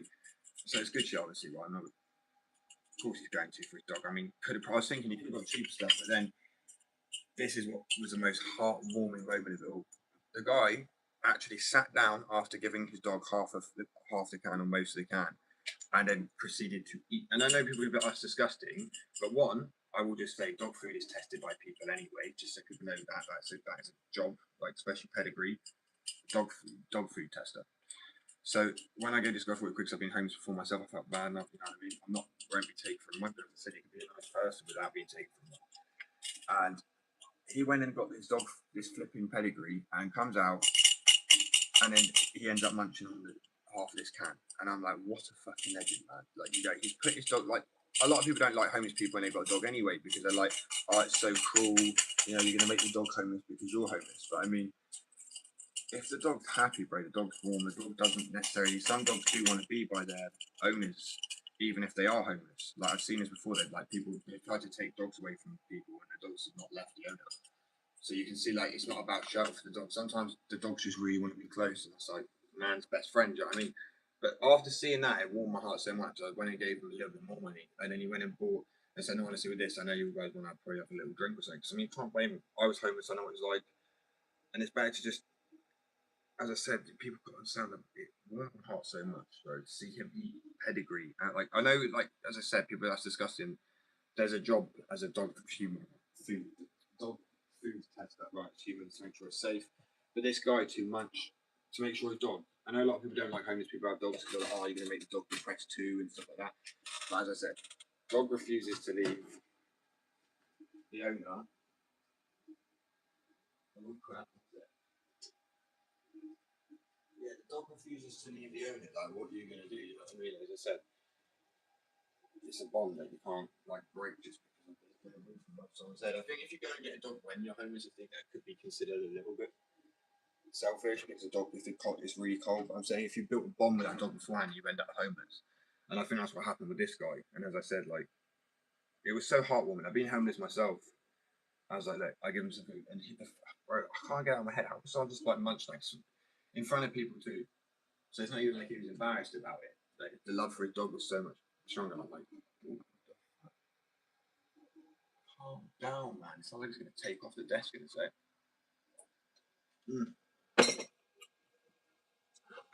But yeah. So any orders, well, there's been a flipping delay. I'll be honest, because I have to be honest with everybody. My other income has just gone so wrong this month. I don't know what's happened. Normally, I get towards decay. I can even get 100. So like it's setting back so much this month on another level. So obviously that's why stepping up the real production of the boards. I'm so happy I at least have stock. Like I need to get my website open back up as well. Like I said, it's not about money, but when it's that level, it's so broke. Like, I need to keep the business afloat, you know. Because I love it that much. As I said, it's my hobby. I will put personal funding into it, even though I've already done it time and time again. Obviously, a stable amount. I'm not just like, hey, just gamble it. I already have the product. Now, you get to a point where you've got a business for so long, it'd be stupid to not invest a little bit if 1 month goes wrong. But well, last 4 years, just chuck it. You know, it is. Well, not 4, 3 years. 4 years.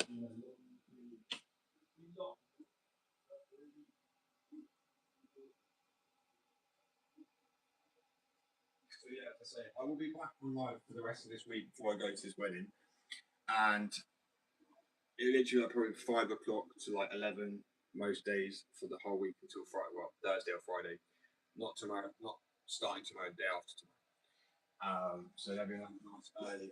I've found like 4 or 5 o'clock, where some 4 o'clock and 5 o'clock's like the best time to catch both audiences from the States and the UK.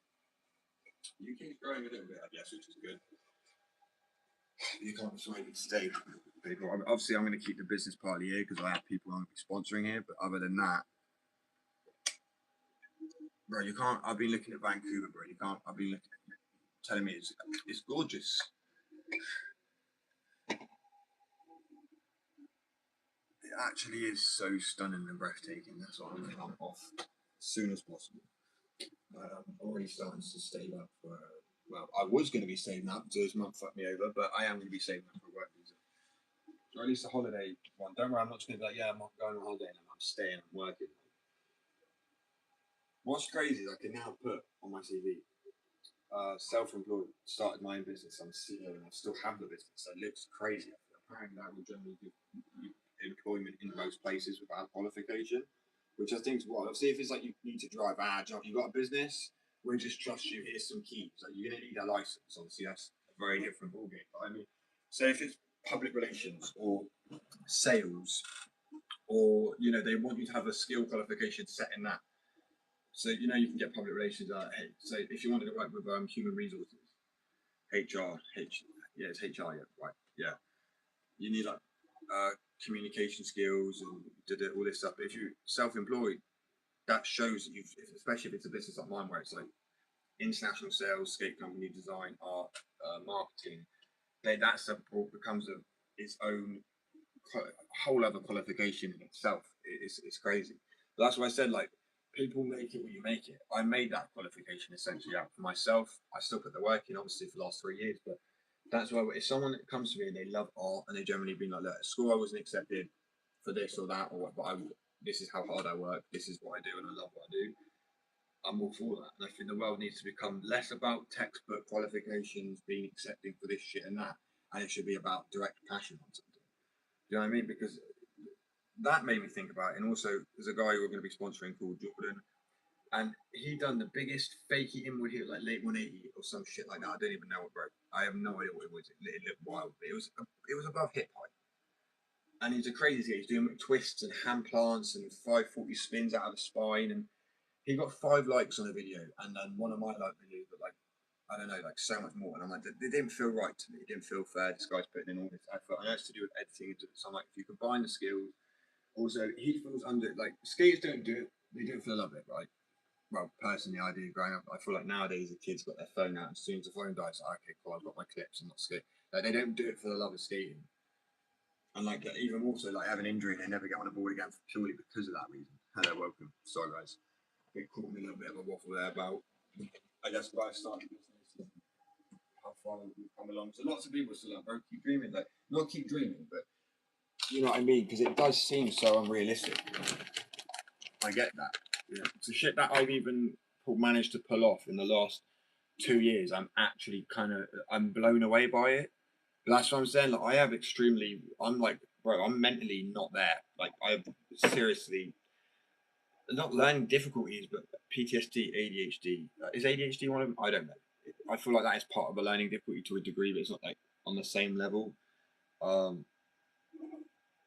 Complex PTSD, multiple personality disorder, antisocial personality disorder, all these things. I still managed to start my own business or go in my direction. And lots of people I find in life get so caught up because, you know, they believe what they hear, and what they're told is, you know, you'll never make anyway, you'll never amount to anything, you'll never achieve anything, stay in your lane, you know, don't shoot for, don't shoot for, you should shoot for the stars. So, you know what I mean? Don't go too crazy, don't have a heart necessarily starting. But that's why, like, for me, if the goal was a financial gain, I'd be gutted. I've worked for 3 years and I've not gained much financially at all. But I've gained so much happiness experience again from the skating, drawing, therapeutic side of things, learning new skills like 3D modeling, new sorts of art, meeting people. It's been fucking incredible, it really has. You know, being I don't know how to describe it. It's just living it, and I really want other people to do the same thing. So I have it. My favorite thing I've noticed is actually, well, favorite thing I've done has been inspiring people. They message me like, "Oh, no, you actually made me, you know, go back to college. You've made me, you know, start this," and that's incredible. That makes my day. I know.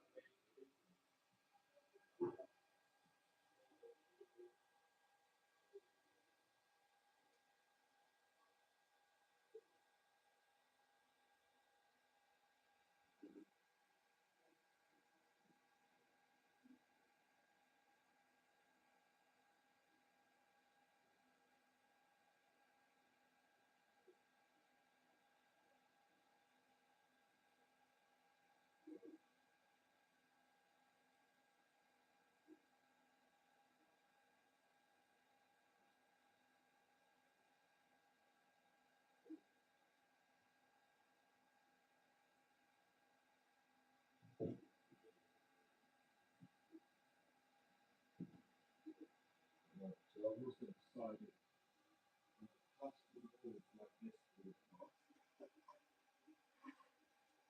a few more coatings, otherwise it still feels sticky, slightly sticky. It shouldn't be. So the boards like this one here, that's going to have the coating. Right. This board is probably going to have to be like, I'm not even going to lie to you guys, being straight, if people want it, they want it, so don't, they don't. Right, boards like this, unique one, are going to be probably about 80 quid.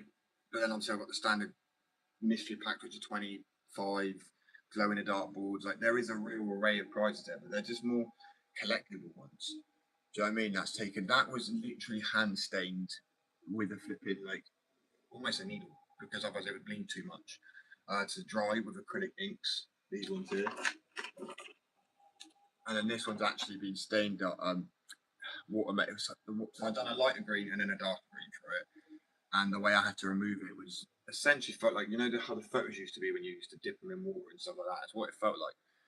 Because if I moved it too much, that ink there, that has managed to stain it in these sort of like blended watermelon patterns. I don't think I'm going to be able to make it look like this again. And each different one is unique too, obviously, because I mean, there's no way to guarantee where the water flows, where the water goes, where the water goes. And I do think it looks really clean. Obviously, this would be better with a clear grip tape over this side. I'm not going to lie. Like, it's very visually boom in your face, and I was tempted to add a bit more green towards the red because then it might blend, but obviously ends up not doing that. But yeah, so I do like these sorts of ones, but yeah, this is just giving these another coating. obviously this side doesn't need it, but there are a few more bottles to add back up on store that haven't been on for a while. So like these two, they need to say one more coating today. Dozy Daisy, right? I love this board. I know this is a skateboard too. So yeah, 4 boards, right? There's these two going up today as well. These little silhouette ones. These two go in the dartboards. And as I said, this one as well, man, which is a hand-stained, unique sort of I don't even know what you want to call that. It's like a banana leaf cross between some other leaf and some other leaf and a watermelon sort of gradient stained wood. So it's not actually a graphic that one, this is fully stained. So it will wear nicely because it's like a leaf. When you start wearing through the layer of wood, if you want to use it, that is, and not just keep it on your wall. And they do flip really well. Maybe on a shape like a lighter, which surprisingly worked for nollie flips. I mean, you'd think that the lighter shape towards the end, well, let me grab it quickly so I can show people what I mean. You would think that it, because of the shortened nose, where normally, you know, so granted, a nose is a little bit longer than a tail anyway, but not in this case. The nose is shorter. It's like really stubby, but it worked for nollie flips and nollie heels and things like that. And I don't know if it was like the little notch you could kind of get your finger into, almost like a little pocket. Acted like a pocket, I guess. Yeah, so this one will be going up as well on the store today, which is a unique fruit blended one. I love that design, bro. So there's like 3 different coloured plies for it, which is just to simplify all of the different boards that are part of that series. There we go. I mean, that's pretty much it for the boards that are going to be added to the store once the store is back open. That is, I made it open. Yeah, they're trying to overtax me on something which I need to just resolve. But yeah, these will be going up. I know these are some popular ones that will be going. I mean, these are very popular at the time. And these are some of the first complete like graphic boards I done. I had a graphic up and down like the whole thing. Because originally when I started printing on the boards, well before I started printing on the boards, it was just blank. Then I managed to get the graphic on like that. And then obviously managed to, these are my first full length sort of graphics over the whole board. And these are going, I said, these are going back up on the store first time in like a year or 2 years. And only of that kind. Dozy Daisy will be going back up. The new skateboard wheels are going to be going back up. Well, I say back up, they're the first time they're going up. Skateboards will be going up. The new hoodie's going to be going up. We worked on so much, guys. I mean, literally, our store will soon be, you can get everything you need. Trucks, wheels. Obviously, the trucks I'm going to have to probably get made by someone else. I want to work on a shape and design I have. A bit like the Critzes, where they got the hollow, you know, people in donuts, where they can. I absolutely love that. New wheel, new trucks, new boards. We're 2 in. We've made the wheels and the skateboards. We just now need to make the trucks. And I'm tempted to invest into a CNC light machine to actually cut down the trucks out of our metals. So, you know, I like to do it myself. But as long if I'm working alongside another company who can produce trucks, and I give them a design and I let them work on that design a bit. As I say, I'm going to call everything low like janky. Someone gave me this name for janky because I love janky. Feels a little bit like scatty and streety, like, you know what I mean. It's like that's a janky chick. So trick. So the wheels are made 2 types set urethane. So this is 95A, this is 85A. So this is a lot more slippery, and then if you move it to the back side, it's got more grip. So more grip, less grip. 2 sets, 95A, 85A. Yeah, I believe size. And I said, injet molds have been printed off now. They're going to probably be done in probably about the next 15 hours because they've already been taken. Like, you see numbers like this shit, right? It kind of breaks your heart a little bit. So 17 hours and 49%. But yeah, these are the injet molds that I'm going to be pouring my unique formula into. Alright guys, I'm honestly so fucking excited about this. This is unreal. So as I say, I'm going to message a company today as well. I know make trucks because they said they wanted to work with some last year. But I said I wanted to be able to get my graphic or the logo engraved into, well, where's my skateboard? So I'll show people what I mean on the truck. And then we would have made truck. Well, I would have made the trucks, but I'd have been to help make them. But then I will have made the wheels and I will have made skateboards. And that's like every like exchange. I mean, then make it affordable for everybody. Bring skating prices down. Like after seeing so the formula I've worked on is a blend at the moment, which is a 50% urethane, 50% the mixture I've made. And I don't want people to question like squeakiness. I don't know if you can hear it. As they squeak, nothing there squeak. Arguably, some places have better squeak than others. But urethane's normally been told this is really the only thing that's going to give you good reverts and but still grip. You know, it is. It's true. Urethane was nothing, in my opinion. Not even my formula is going to something close to even beating it for like diversity and how much it's taken. But at the same time, it takes depends which formula I'm using. The 60, 50, 60, 50, that's good maths.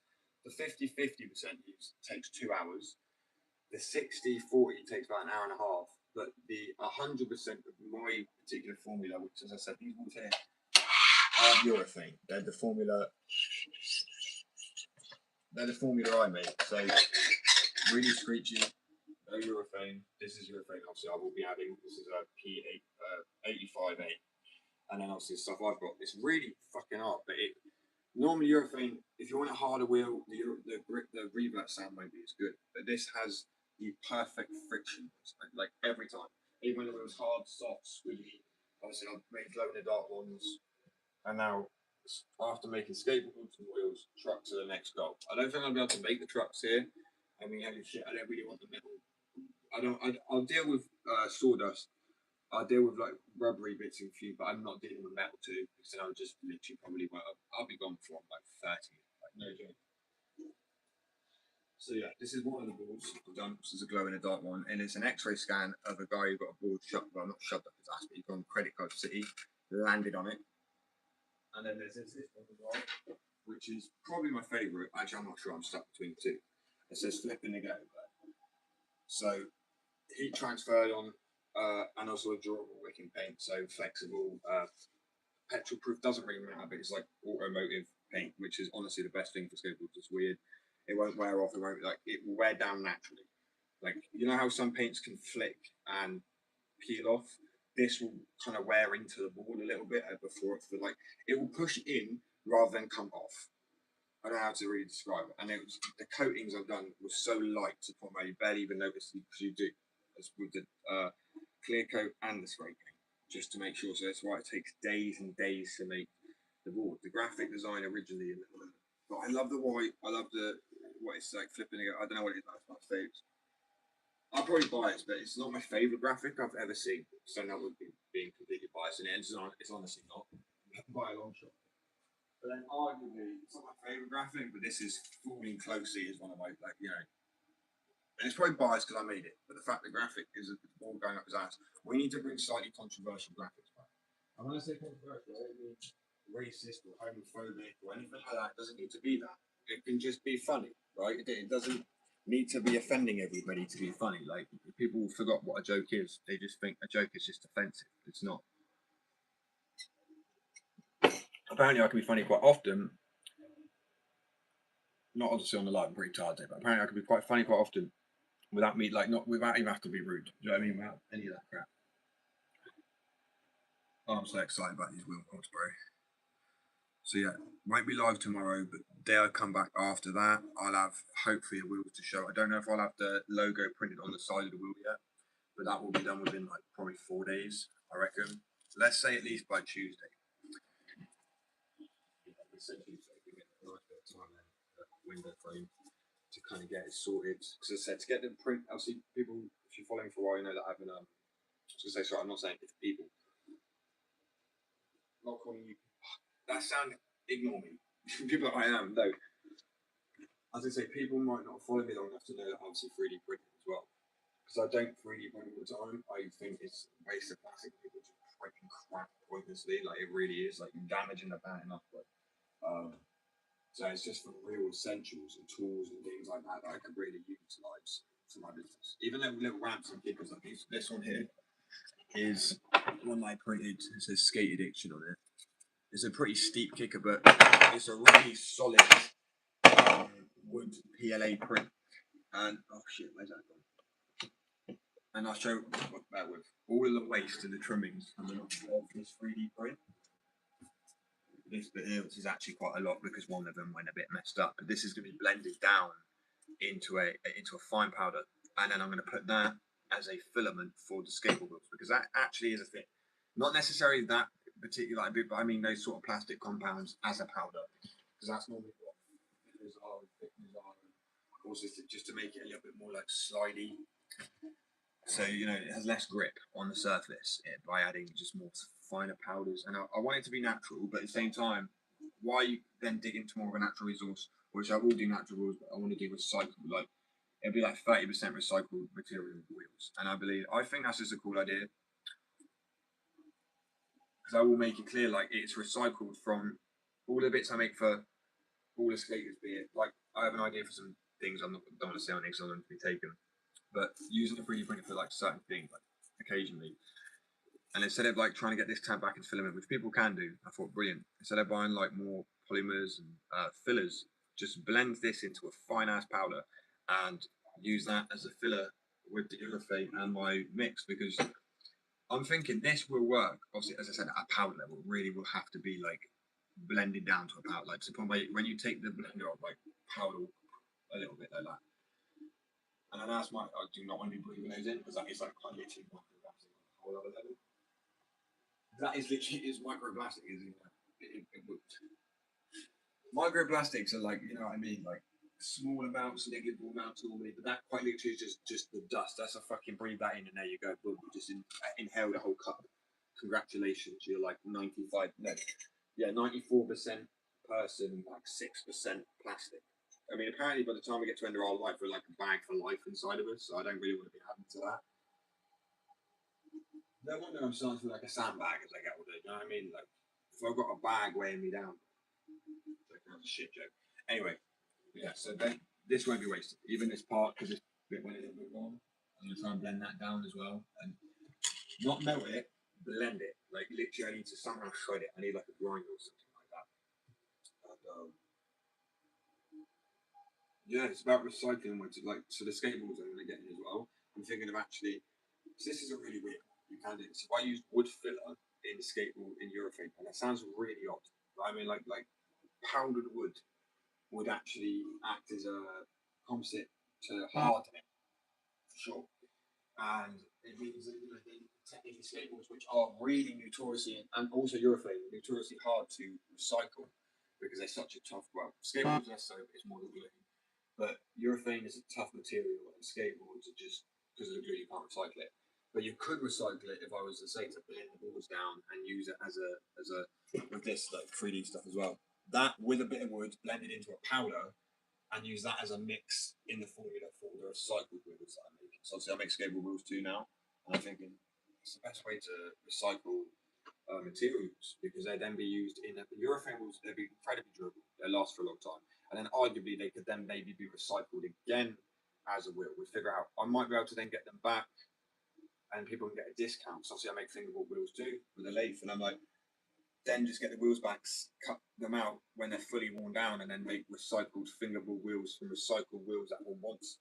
Bro, that's wait, a wheel and a board into a wheel that's then skated, that's then recycled into a fingerboard wheel. So that's like 4 times recycled, right?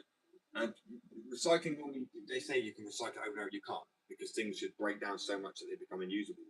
But that's why it's good to utilize it in a way that means you use less. Why add more to the waste when there's already a lot of waste you could break down? Do you kind of like logically get what I'm saying? I think it's a really smart idea. So as I said, I think that'd be my blend I'm going to do. Wait, can't you? Yeah. So yeah, you can, bro. Like as I make skateboards, fingerboards, and wheels stuff like that. You can get. I ride some impact boards sometimes. That's an impact board up there. It's one of my boards. Like 2 of my boards, an impact board, and then a flipping board that I found at my partner's grand really sweet. But I ride impact currently just because of the waterproofness of the boards. But until my boards are like good enough that I want to skate, and that sounds bad, I've not released it yet, but like they are good enough to go on the store, but I don't have enough to just, you pour a lot into the business. When you've got your own business, you start off, you don't have money at all. But yeah, so some boards are like this impact skateboard's got carbon fiber in the board. But my point is, if I took skateboards like any of these ones, people are going to send them in, and they were literally blended down. I mean, we literally put them in a grinder, churned up all the wood, so you literally left with just dust. And I've done the same with the plastic from the printer. Obviously, it's not often I print. It's wheel molds and injects and things like that. It's been about 4 months since I printed. So actually, I think it has been about 3. It's been about 3 months at least. So if I blend this down with the wood and I get all of those fibers and like literally you're just left with a fine powder, that would mix really well with the urethane blend that I've got. And it means I then, instead of, because skateboards cannot be recycled. There's no people know this, but because of the glue inside, you can't recycle the wood the same. Like it can't be put in the recycling. It would say like wood glue, and all the wood and stuff like that cannot be recycled. I know some bits of wood, solid pieces of wood that have got a bit of like glue maybe on the edges. Like some parts can be broken down and recyclable, but if it's just plies glued together, then it'll just be like, what's the point? It's like going to be like 30% glue in there. So you don't want to breathe that in. Recycling it down is like burning a plastic. So instead of burning it and melting it like they normally do, as I say, it'll just get grinding this shit down to a pulp. That and skateboards. And used ones, obviously, not new ones, that'd be heartbreaking. And then utilising that in the new Formula wheels I'm making. Because people find it crazy, but there's ceramic wheels, but they will only be the recycled ones. They won't going to be. There are ones that would be like the new Formula, the new Urethane. But then I'll probably do a thing which is like you send in your wheels once you skated the shit out of them, right? And then I'll be able to recycle them. But then you'll get a discount. There'll be like a loyalty thing if people sending in their thingies. It might even be a case of if somebody sends in 5 wheels or 3, I don't know, you'll get a free set of fingerable wheels from it as well as like a discount on the store. Because obviously it's fair that you'd get a free pair because you're the one sending the wheel in, even though the work's still got to be done for the wheel. Do you know what I mean? But it's like a win-win. You both get something out of it. I think that's what I love about doing entrepreneurial work. It's coming up with these ideas and you can help people with their work, funding. I mean, just so many possibilities are endless. It's wonderful. That's wonderful. But anyway, I'm trying to figure out how I'm going to get onto actually blending this today. And as I said, I won't be live tomorrow. I will try and upload to people the process with the wheel models. So I mean, this is at the print. It's not even fully. It's just more flexible, which is what you really want. Where like a PLA ABS can be a little bit more rigid plastic. Do you know what I mean? So PETG's quite good. Cool. I will do metal at some point. It's just, as I say, this is why I got the 3D printer in the first place. Let me show you the baby. This is what we're working on. So these are the inject molds for the wheels. They're quite clean, bro. Not gonna lie. And if you can see how much time we've been working on, 17 hours and 45 minutes. Not absolutely heartbreaking and gut wrenching at all. Like seriously, it's long as shit. That's what I mean by I don't 3D print often. Once that's done, let's get covered up again. You would think it would use so much electricity, but actually surprisingly doesn't. Even for like the amount of time it's printing for, it's kind of wild. But yeah. Anyway, I'm gonna go and get some clips. I'm gonna go brainstorm. Oh, my pony's going down. I'm gonna go brainstorm a new. I've already got the formula, guys. It's just about getting the ratios right now for a skateboard wheel. I need to go figure out the volumetric volume rate. That sounded weird. I need to go figure out the volume of the inside of the wheels, how much urethane I need to make with my mix. Because like now I've got the maths for how much ratio works with each thing and the colour. It's now just trying to like upscale that for size, right? And as hopefully I'll have the wheels ready in the store within, I don't know, probably like a month or so, I reckon. I can't rush them any quicker. To go from not making it, I made finger wheels obviously, but like as a skater, I'm making skateboards too. That was the main goal. I've got to have skateboard wheels. And I thought I was gonna have to reach out to another company. I'm realizing it's sort of easy to make skateboard wheels, but at the same time, like you don't want to just make skateboard wheels and try and sell them. Like I have the brand Skate Addiction already. I have skateboards. I have beanies, jumpers, tops, waxes, like so many different things I've got now. So by making formulating new wheels, like people trust that more because I've already had the company for 3 years. And like, it's already rather than just coming out of the mold and doing urethane pulls and stuff like that. But I really want to work on some skaters with their own wheel design. So people I'm going to be sponsoring getting their own boards, I'm also going to do their own wheels as well. So like similar graphic they'll have on their decks, I kind of have a similar sort of print on there, maybe with their name on the wheel. And then obviously if they're popular and Escapes become popular, then we'll sell the wheels too, man. And then give like split dye, glow in the dark, not dual geometry. There's also split geometry, which is instead of geometry being like harder on the inside, softer on the outside, there literally is like a harder and softer two poles pulled at the same time. It's a harder thing to do, but you have a harder outside wheel for like the reverts and slides, but also a softer inside for grip.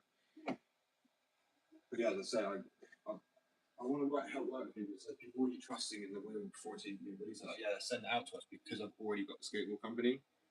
If I was just a guy to make wheels and Eurofake, I'd be like, oh no, I don't, you know, I'm just going to go buy some Spitfires. So, I mean, I get that.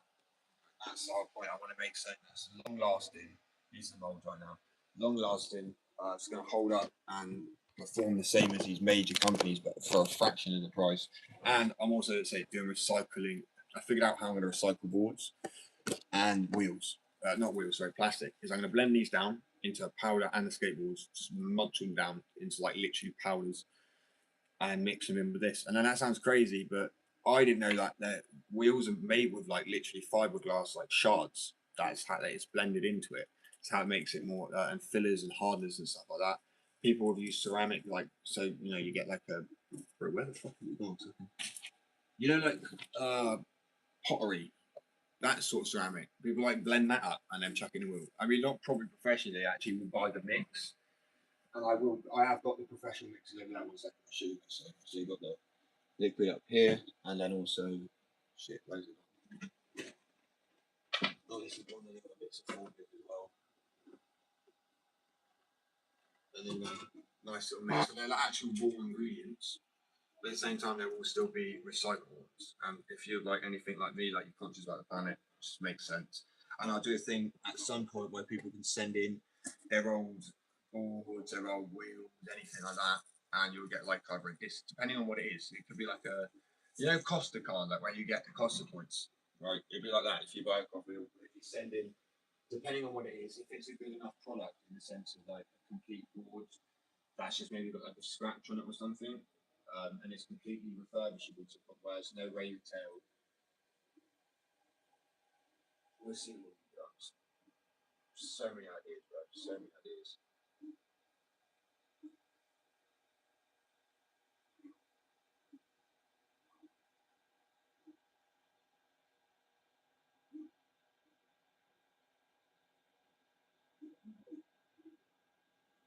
Just click the access on that.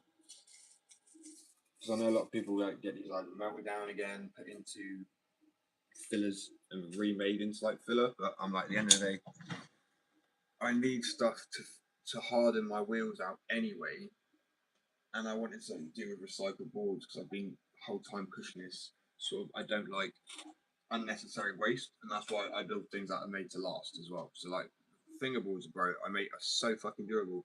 I'm also going to be making ones with a carbon fiber layer in it too, like you said. So sorry, noise is just standing up. Yeah, I'm going to be doing one with a carbon fiber layer. And I guarantee the board just won't break at that point, bro. You know what I mean? You might as well just indestructible fingerboard. But yeah, you could stamp on it, of course, stamp on anything and break it. Most things, anyway. Right, is this I'm gonna have to call you back in a second. I do appreciate the guys. I won't be back on tomorrow, but I'll be back on the day after. And with that, I'll hopefully have the wheels to show. I know I'm probably not gonna have the wheels with the graphics on them yet, but as I said, I'm so excited because my sponsors are gonna get their own wheels too, as well as decks, and on the wheels are gonna have their own like graphic, like links to the board that's linked with them. So I have their own series of wheels essentially released. So I don't know if I'm pretty sure, like, I know that people have had their own bearings, especially Bronson's have released a lot of people, like, you know, there are so many, like, professional, like, pro skaters who can get their bearings off. Well, not their exact, but yeah, they do use that. But, like, Foy, I know I had some Foy that being Foy, I'm pretty sure I had at one point. Yeah, I'm well excited, guys, honestly.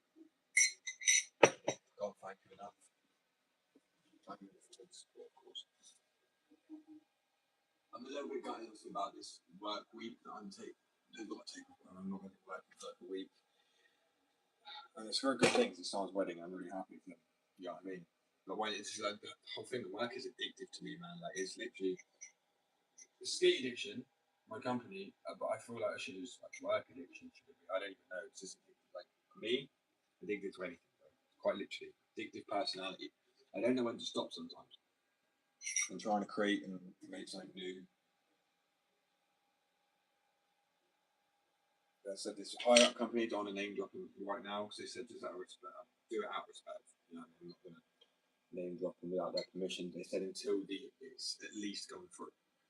But I'm going to send them my wheels. But I'm actually just sending my wheels because I'm a little bit worried about sending them off to the States, as you can imagine, because this is a new type of formula. Like not part of it urethane, but to show people these aren't urethane because I made these ages ago, and this is, you can see this is urethane. This is new. It's like, you know, I've first time really using urethane myself. Obviously, used it in skateboard wheels, but not making it. And this was, if you listen, screechy, and normally you'd want urethane to get that sort of revert sounding screech for the grip. But if it's plastic, you probably won't really get. There might be some, I don't know, there might be some plastic that's slightly on some surfaces, but that screeches on fucking everything, right? And I love that noise when you skate. I don't know what it is, doing reverts, power slides, anything, right? Obviously, these ones sound a little bit more like screechy, but I'm hoping with the urethane blend, it's going to sound incredibly screechy, but have the same grip as. So if you look at this, it's split. Instead of dual dropper, which is softer inside, harder outside. No, harder outside, softer. Fuck my brain. Yeah, harder inside, softer outside. Split one. I don't know if it's called split. I can't remember. There have been companies that have made them. If you look at the two different sorts of colours, ignore the back on that. It's just a practice mold print. That's light yellow, and that's oh, my nails filthy. Look. Lighter yellow, darker off-white. I will get the colour match correct, but they are both different hardnesses. So the outer one is a 95A, so it's more slippery, but the inner one. So when you're doing power slides and a revert, right, you then only have, fair enough, this way will be more grippy, but you'll have two wheels going that way rather than a full wheel. So if you wanted to not have to change your wheels over, they're the perfect mix because one side's 95A, one side's 85. No, right, I'm going to do one that's 101A, 95A, 95A, and 85. But then I'm also going to do two parts. So I'll be doing 101A and an 85A. See how that goes. I think that's going to be very interesting one because that's very vastly different on a level of a wheel. Like you would really kind of visibly see. I feel like you really would feel it too riding. Like, you know, if you didn't do the power slide, you would slip about nicely like you do. But riding straight, I think it's more for like control. Like sometimes when people pop with slippier wheels, it just goes everywhere for some people. You know what I mean? Rather than popping straight down. Especially like I've done it before where I've had 101A wheels before. I've been trying to ollie on the slipperiest fucking surface and they've been tweaking slightly left or right because I've not been able to control when I pop the board. It's slightly scooped because the wheels just didn't have enough traction. And that can happen occasionally. So grippier wheels means you're more likely to stay in one spot as well. So that's why I'm trying to get that nice blend. This isn't urethane, even though it sounds like it. And this screechy. Sort of, it's not screeching now, is it? Great. Oh well, you ride them screech. But yeah, that's not urethane at all. And people don't believe that, as I said. Like, this is urethane, right? Darkish, yellowy, stinky crap. And then this is part blend of the stuff that I'm using. And that takes literally 10 to 15 minutes to cure, which is unheard of in the skateboard. Like, really, like some need oven cures, some need 7 days. I think this is a 24-hour full cure. But like cure time, cure time's 2 hours on this. It's incredible. That's actually incredible. But 20 and sure hardness is 85A, which is like perfect for like UK streets where they're really shit. To be honest with you, you roll really nicely on that because it would absorb a lot of the crap. But I like harder wheels. But that's why I'm trying to do this split die and using natural. If people want to help the planet, like I said, they're gonna have skateboards blended up. I'm just gonna mulch boards right in something, get the powder from that, and the same with the filament. I don't use the 3D printer all too often. It's been months since I've used a 3D printer. But for things like, phone one more time and show you. So this is where we're at, right? This is what the injet molds will look like. Obviously, we clean them out a little bit. Lovely. You know, I do like you. I love street skating. I like how crusty it feels sometimes. I mean, it feels almost like a bit of a gnarlier skater because of how crusty the curbs are. Like, bro, some of the spots I skated, you're like generally just fucking pebbles everywhere and stones. You know what I mean?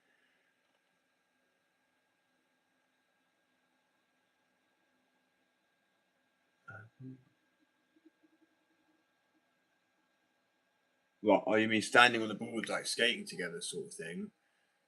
I don't.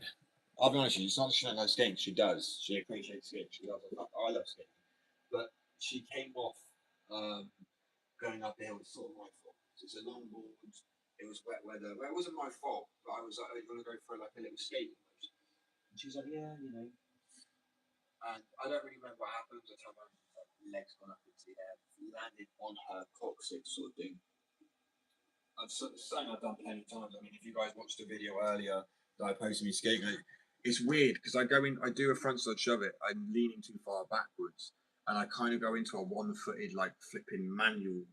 I mean, I'm gonna have to get a video up, and like you can see now, if I didn't have big feet, this would have taken me over. I was leaning at a 45-degree angle at speed and still managed to stay on my feet. That's just because I've got paddles for feet. Like if I didn't have that, I would have definitely gone over like 100%. So I am blessed. Bear with. I get the clip up. I find it fucking hilarious, man.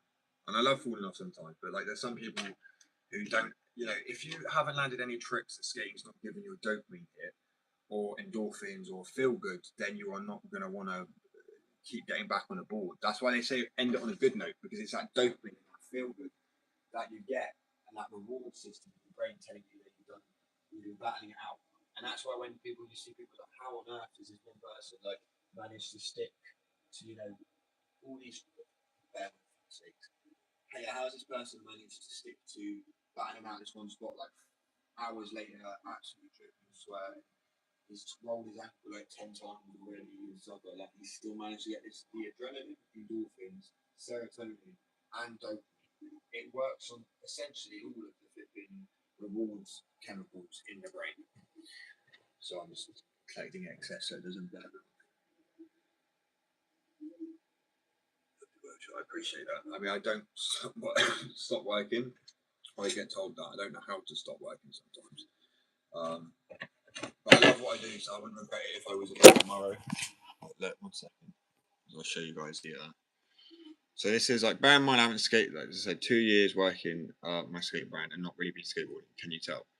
So you can see my heel flips like that. I'm sorry, I don't care what anybody says because I wasn't on a posting for a while. I'm so close to getting my heel flips back, and for not skating, bro. Play in fucking slow mo, will you? Like, right, okay, cool. Is there playback speed? No, that's quality. Oh really? Damn it. You can see, right? It's come back for angled catch. It needs to come up to the foot. This is just too far forward. But I haven't skated, like I've gone out and cruised. That's literally it. So that's why I believe this whole thing of skate every day actually burns your body out way much more than it needs to, and that's why people don't progress as hard. I think seems to be the case. But I want to show people when I came off the wall. Wait. But I love rock and rolls and rock fakies on this little mini ramp here. It's so smooth. Right, bear with. That's the first time I've done one of those, like on that ramp. It felt scatty as shit. Kick turn. Actually, kick turn on the ramp. Wait, I swear I don't know if it is. Switch ollie. It's coming up. Ollie. Yeah, rock and roll. There you go. Like, do you see that? Right. I tried to pause the fucking phone screen and like that was what was playing it. Oh, you knob. Okay. Little nose manual. You can see the way. Could you see the way? Like I have a pinch point perfect with my nose manuals because the way it's wobbling, but I'm still. You learn how to like, you know what I mean. Anyway, moving on. This where I nearly fell off the ball, bro. It's just the way I'm standing on it. Wait. This one. No, next one. Yeah, I could have gone over there, but I've got flipping paddle feet, bro. Do you know what I mean? Like, it's almost like, yeah, I almost stacked. I've fallen over quite a few times in the last few days, to be honest with you.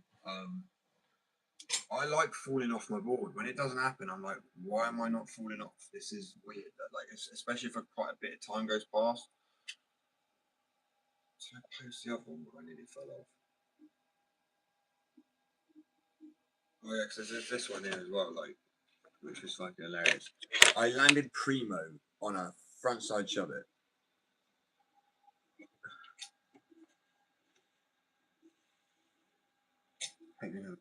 Nah, it does. It keeps you alive. People obviously know the injuries I've had, so that's why I make a joke. Some people skate, and some people do, and some people watch, or whatever the flipping saying is. Obviously, I joke. I still skate. I skate as often as I can. I just don't do it and show off because then people are like, bro, you need to do this, bro, you need to do that. And I'm being told by a kid who I was skating when he was in the womb. And that really gets to you a little bit. You're like, oh, damn, bro. Like, do you know what I mean? Like, realistically, the kid was like 13 or 14 telling me to go and do something. I'm like, I started skating when I was 6. Like, the first one on the skateboard when I was 6. You weren't nowhere near being born yet, my friend. Okay? And I know it's people older, it's always a respect your older sort of thing, isn't it? But after injuries like compound fracture, the bone came up my arm, tore ACLs, tore MCLs, slip disc in my spine. You know, no injury has ever been the same as that. Obviously, that's the worst one I kind of had. But it did, after I got put on painkillers and I stopped skating for it put a massive fear into my head. Like, I'd love to say irrational, but it's not really irrational at that point.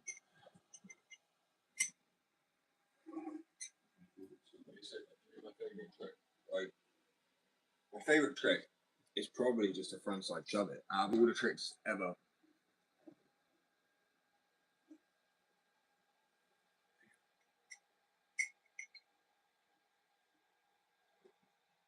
no, I need to be sorry about injuries. I appreciate the sympathies, but I mean, some injuries that I've had, I had my legs broken by someone else, right? So that's different. That's why I had pain anyway. But like, my mindset was, I went into care. I'm already broken. I can't be broken anymore. I was wrong. Don't ever think that. You can always break more than you think you can be broken. But you gotta laugh at it. And it's all good because I did it doing what I love. And it's funny because I stub my toe and I get so fucking mad at it. Like, I literally be like so angry at the wall and I'm like, oh, especially if it's been a shit day. But if it's skating, I'll laugh at it. I'm like, what on earth was that? Like, I fall off so hard and I just. And that to me is pure love. Because, like, it's like if you have a kid, right, and you can have anger issues. And some people can't even control it. Like, I know this from experience, like, my own parents, like, just because you love somebody or love something doesn't mean you can control yourself around it. But I mean, somehow skating really does ground me. And I have no idea what it is. It's so weird. That's why I recommend it to him. It's therapy, but because it's a bit like in my head. It's a good. Your last word there actually kind of what goes into my head a little bit. I'm not training in my head because I can do these tricks. I could skate like this, even though people go, oh, but you know, I recommend anybody to like it. I want that to change. I don't. I think people. Andy Anderson, massive respect to the guy. Why on earth would you not want to protect your brain? Because if you do slip over and you go, that's it. Like, a helmet could be the difference between being in a wheelchair and literally walking. Do you know what I mean? Or being like actually being with us and not being it. I think it's saying to like, skate culture itself is so you're so heavily judged if you are the person to go and wear this gear. And what you know what I mean? Like, or not judged, but and that doesn't matter. Like, really should matter. And I always tell people that because I want people obviously I got to remember people listen to me more than I ever realised because I have a business. I mean, people literally will be like, "Oh yeah, he knows what he's talking about," even though I'm a bit of an idiot sometimes. So I'd always want people to now. I would love it to become a thing. If anyone's ever thinking about wearing gear, wear it. It is the best. I mean, why not? You know, we're not born to be skaters and chuck ourselves to the concrete at 20 mile an hour. Like, it's done. Look after yourself. Look after your bodies. Yeah, 100%. Like when I mean, I have, I don't know where they're from, but I have goggles. So when I'm sanding stuff down, I don't get the sawdust in my eyes. There should be absolutely no difference when you're working on, doing something stable. I think it's stupid to, I mean, it builds. The only thing we do is build a bit of toughness up and resilience, right, to slams. But it won't necessarily do that if you're not slamming all the time. Right, I'm off. As I said, I won't be back on tomorrow, but I'll be back on. Oh, let me think. What day is it today? Shit, Wednesday. No, yes. Friday. Damn it. Okay, it's Friday. Somehow it's Friday. Saturday. I'll be back on Sunday. Literally, probably like the worst. Like Friday, yeah. So tomorrow I won't be on Sunday.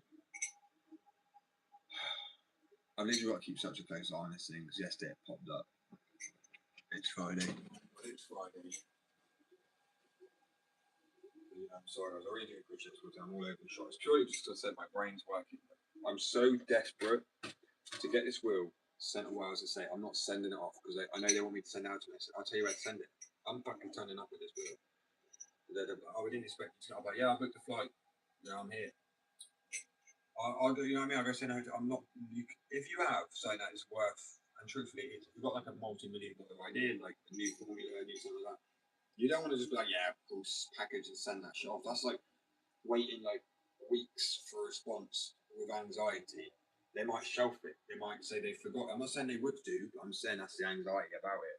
So for me, I'm like, you wouldn't just do that. I would rather continuously work on the marketing, whatever I'm doing, to get it where it needs to be, rather than just send it off to somebody, especially after all the work that's gone into formulating the wheel. Because it's been like collectively like a year and a half.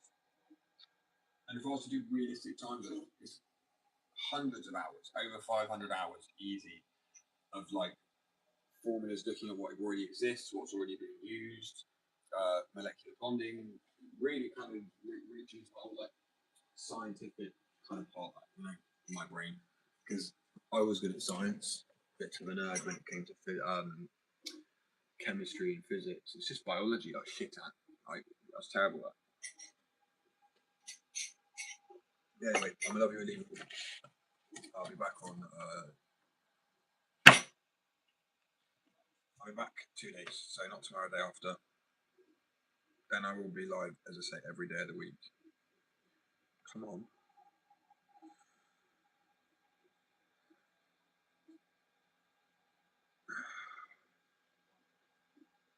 Not really, no.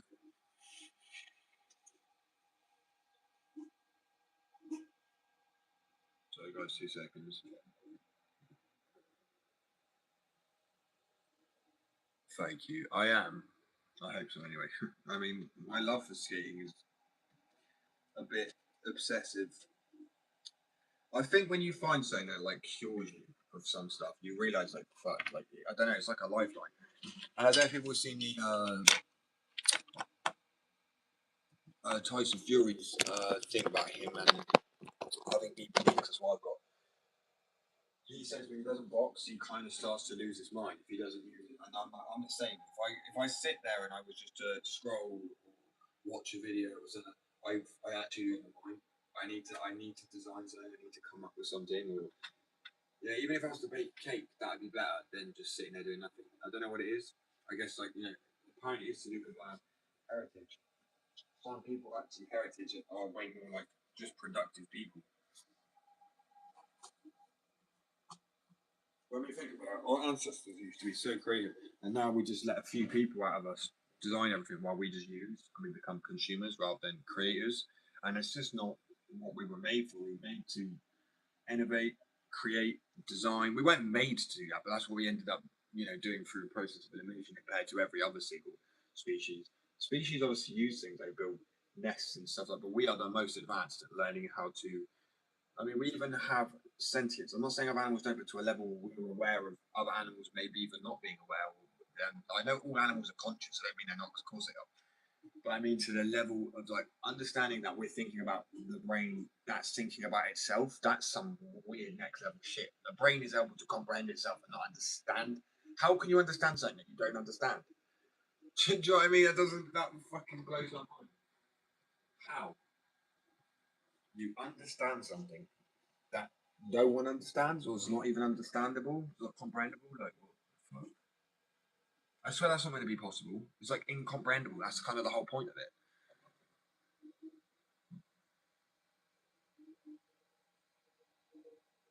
I hope so. I really, really hope so.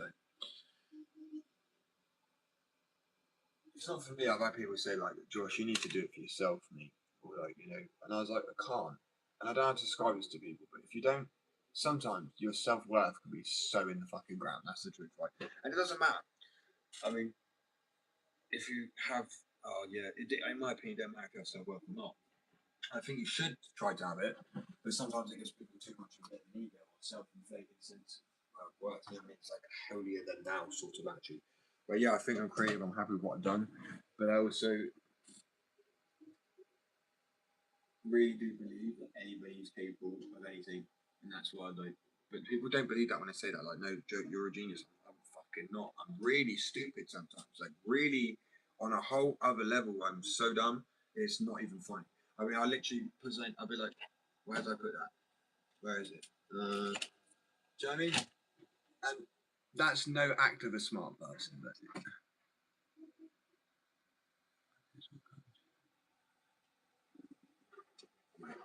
without thinking. To be fair, just when a lot of ideas do typically pop into my head, really. I think it's the moments I stress about getting something done properly is the moments I actually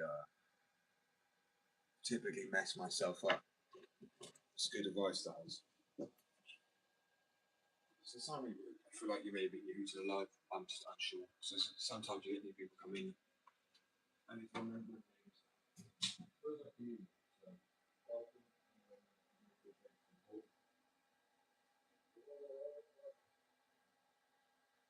My goal was to actually be able to have enough money for my business to endorse other people who wanted to live there. You know what I mean? That's also another thing. Like, say if someone wanted to do some charity work, therapeutic artwork, but they, you know, they've got the desire and the passion, but they don't have the funding and they don't know the people. Boom, they don't meet, and I'm like, you know what I mean? I'm happy about that.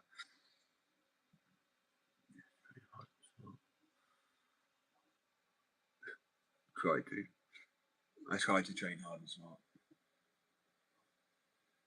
Oh, what is it? Think hard? No, think smart, not hard. I don't know what the sentence, but that's very true.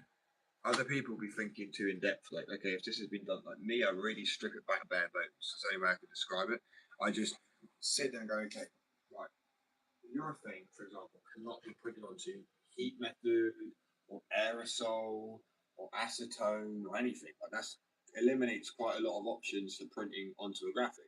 Now you're left with things like water sliding decals, right? And it's like so that's how you print onto like with an inkjet printer onto this thing. You spray it, you put it in water, you put it on the thing, and you slide off the paper and then leave the graphic on there. It's really cool. That can work quite well. There is that locking it in. So it's really, it's what I mean is people think and go, they get to that point and go, okay, cool, it can't be done, and they don't go, well, everyone had to get to a certain point where something wasn't done before. Am I making sense? I feel like I'm fucking up. I know what I'm trying to say. I get what I'm trying to say.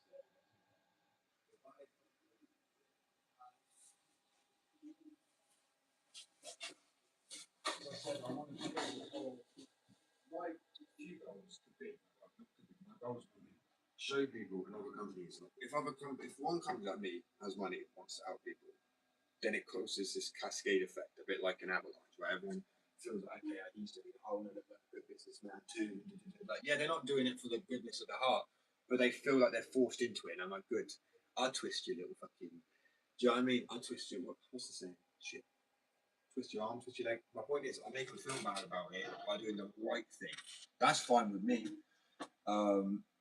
Shit, I didn't respond to 2 seconds. You know what I mean? I'm fine doing that.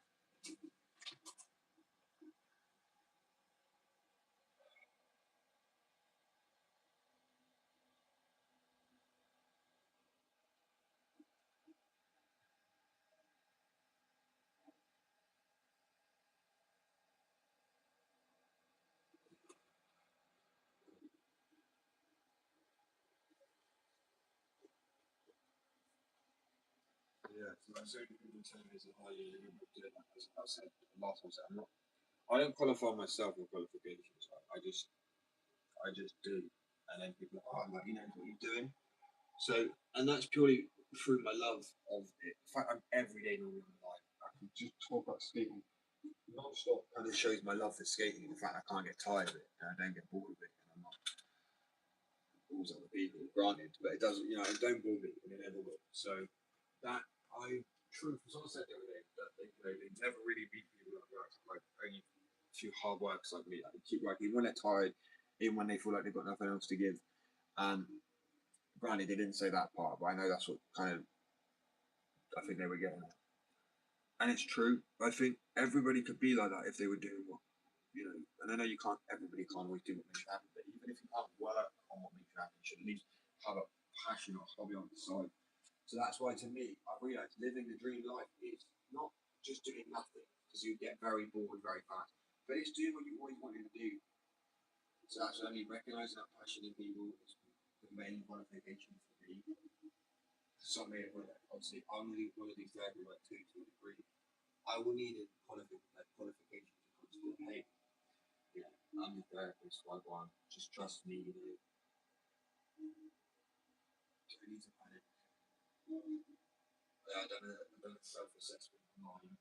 This is I'm a good psychiatrist, so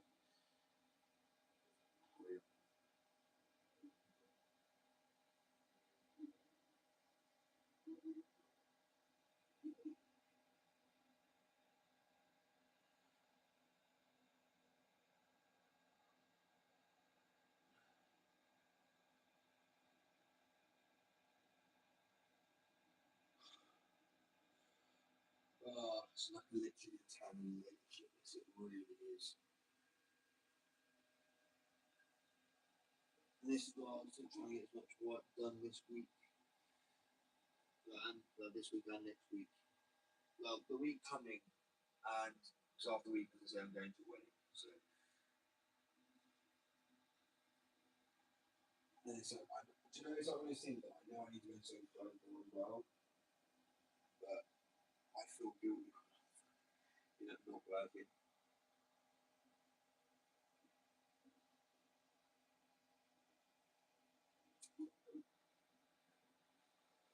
You know, this is something people like enjoy work.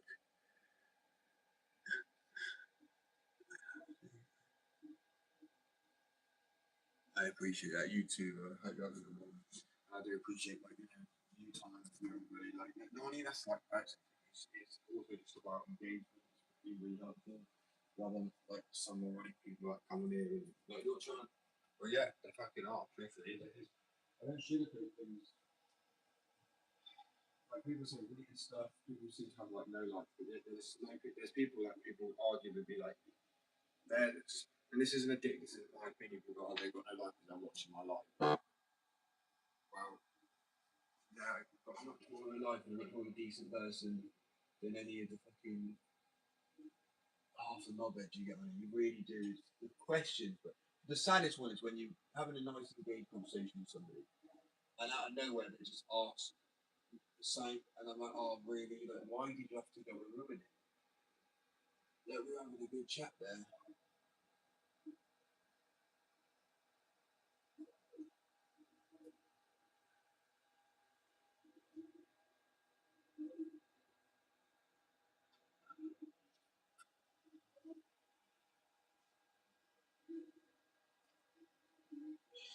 Oh, only 50% done.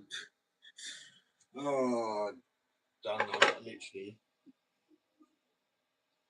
losing my sanity a little bit. Not gonna lie.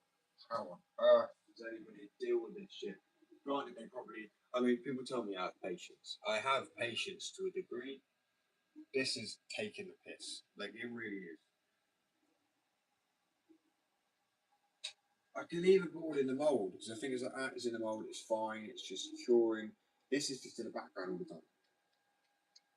It's like fucking indicators. But anyway, I'm gonna love you and leave you. I will be back day after tomorrow, as I said. So I'm just gonna get me a little rest in. Really, to be honest, been working my ass off. And follow along the journey, you'll see. And as soon as his website's back open, which I'm hoping is going to be tonight or tomorrow, I'm not exactly sure if it's like tonight or tomorrow. As soon as it's back open, there'll be new things on there. There's new fingerboards, hopefully some wheels, the jumper, skateboards, and obviously these are the wheel marks I'm putting off now. Even checked for the urethane, sorry, yeah. So it's a part, my new formula and then part urethane, because to start off with, I know people like are kind of obsessed with urethane. So if something doesn't say urethane on it as a blend, people are a little bit more iffy to buy it. If it just said like new formula and urethane, people are like, So I'm like, why risk it? Show people and then try and go, oh, this is a great wheel. Like, this is a really good formula. I really like these wheels. And then slowly over time, do a cycle one, do a blend of my own. Because it doesn't need to be urethane, right? It's like other like liquid, like essential rubbers and stuff like that. I mean, not silicone we would use. So it would be a bit of a weird one to use, to be honest, but still. This man's up first. It's got to be done soon. Not that the mold parts, like the caps of the molds.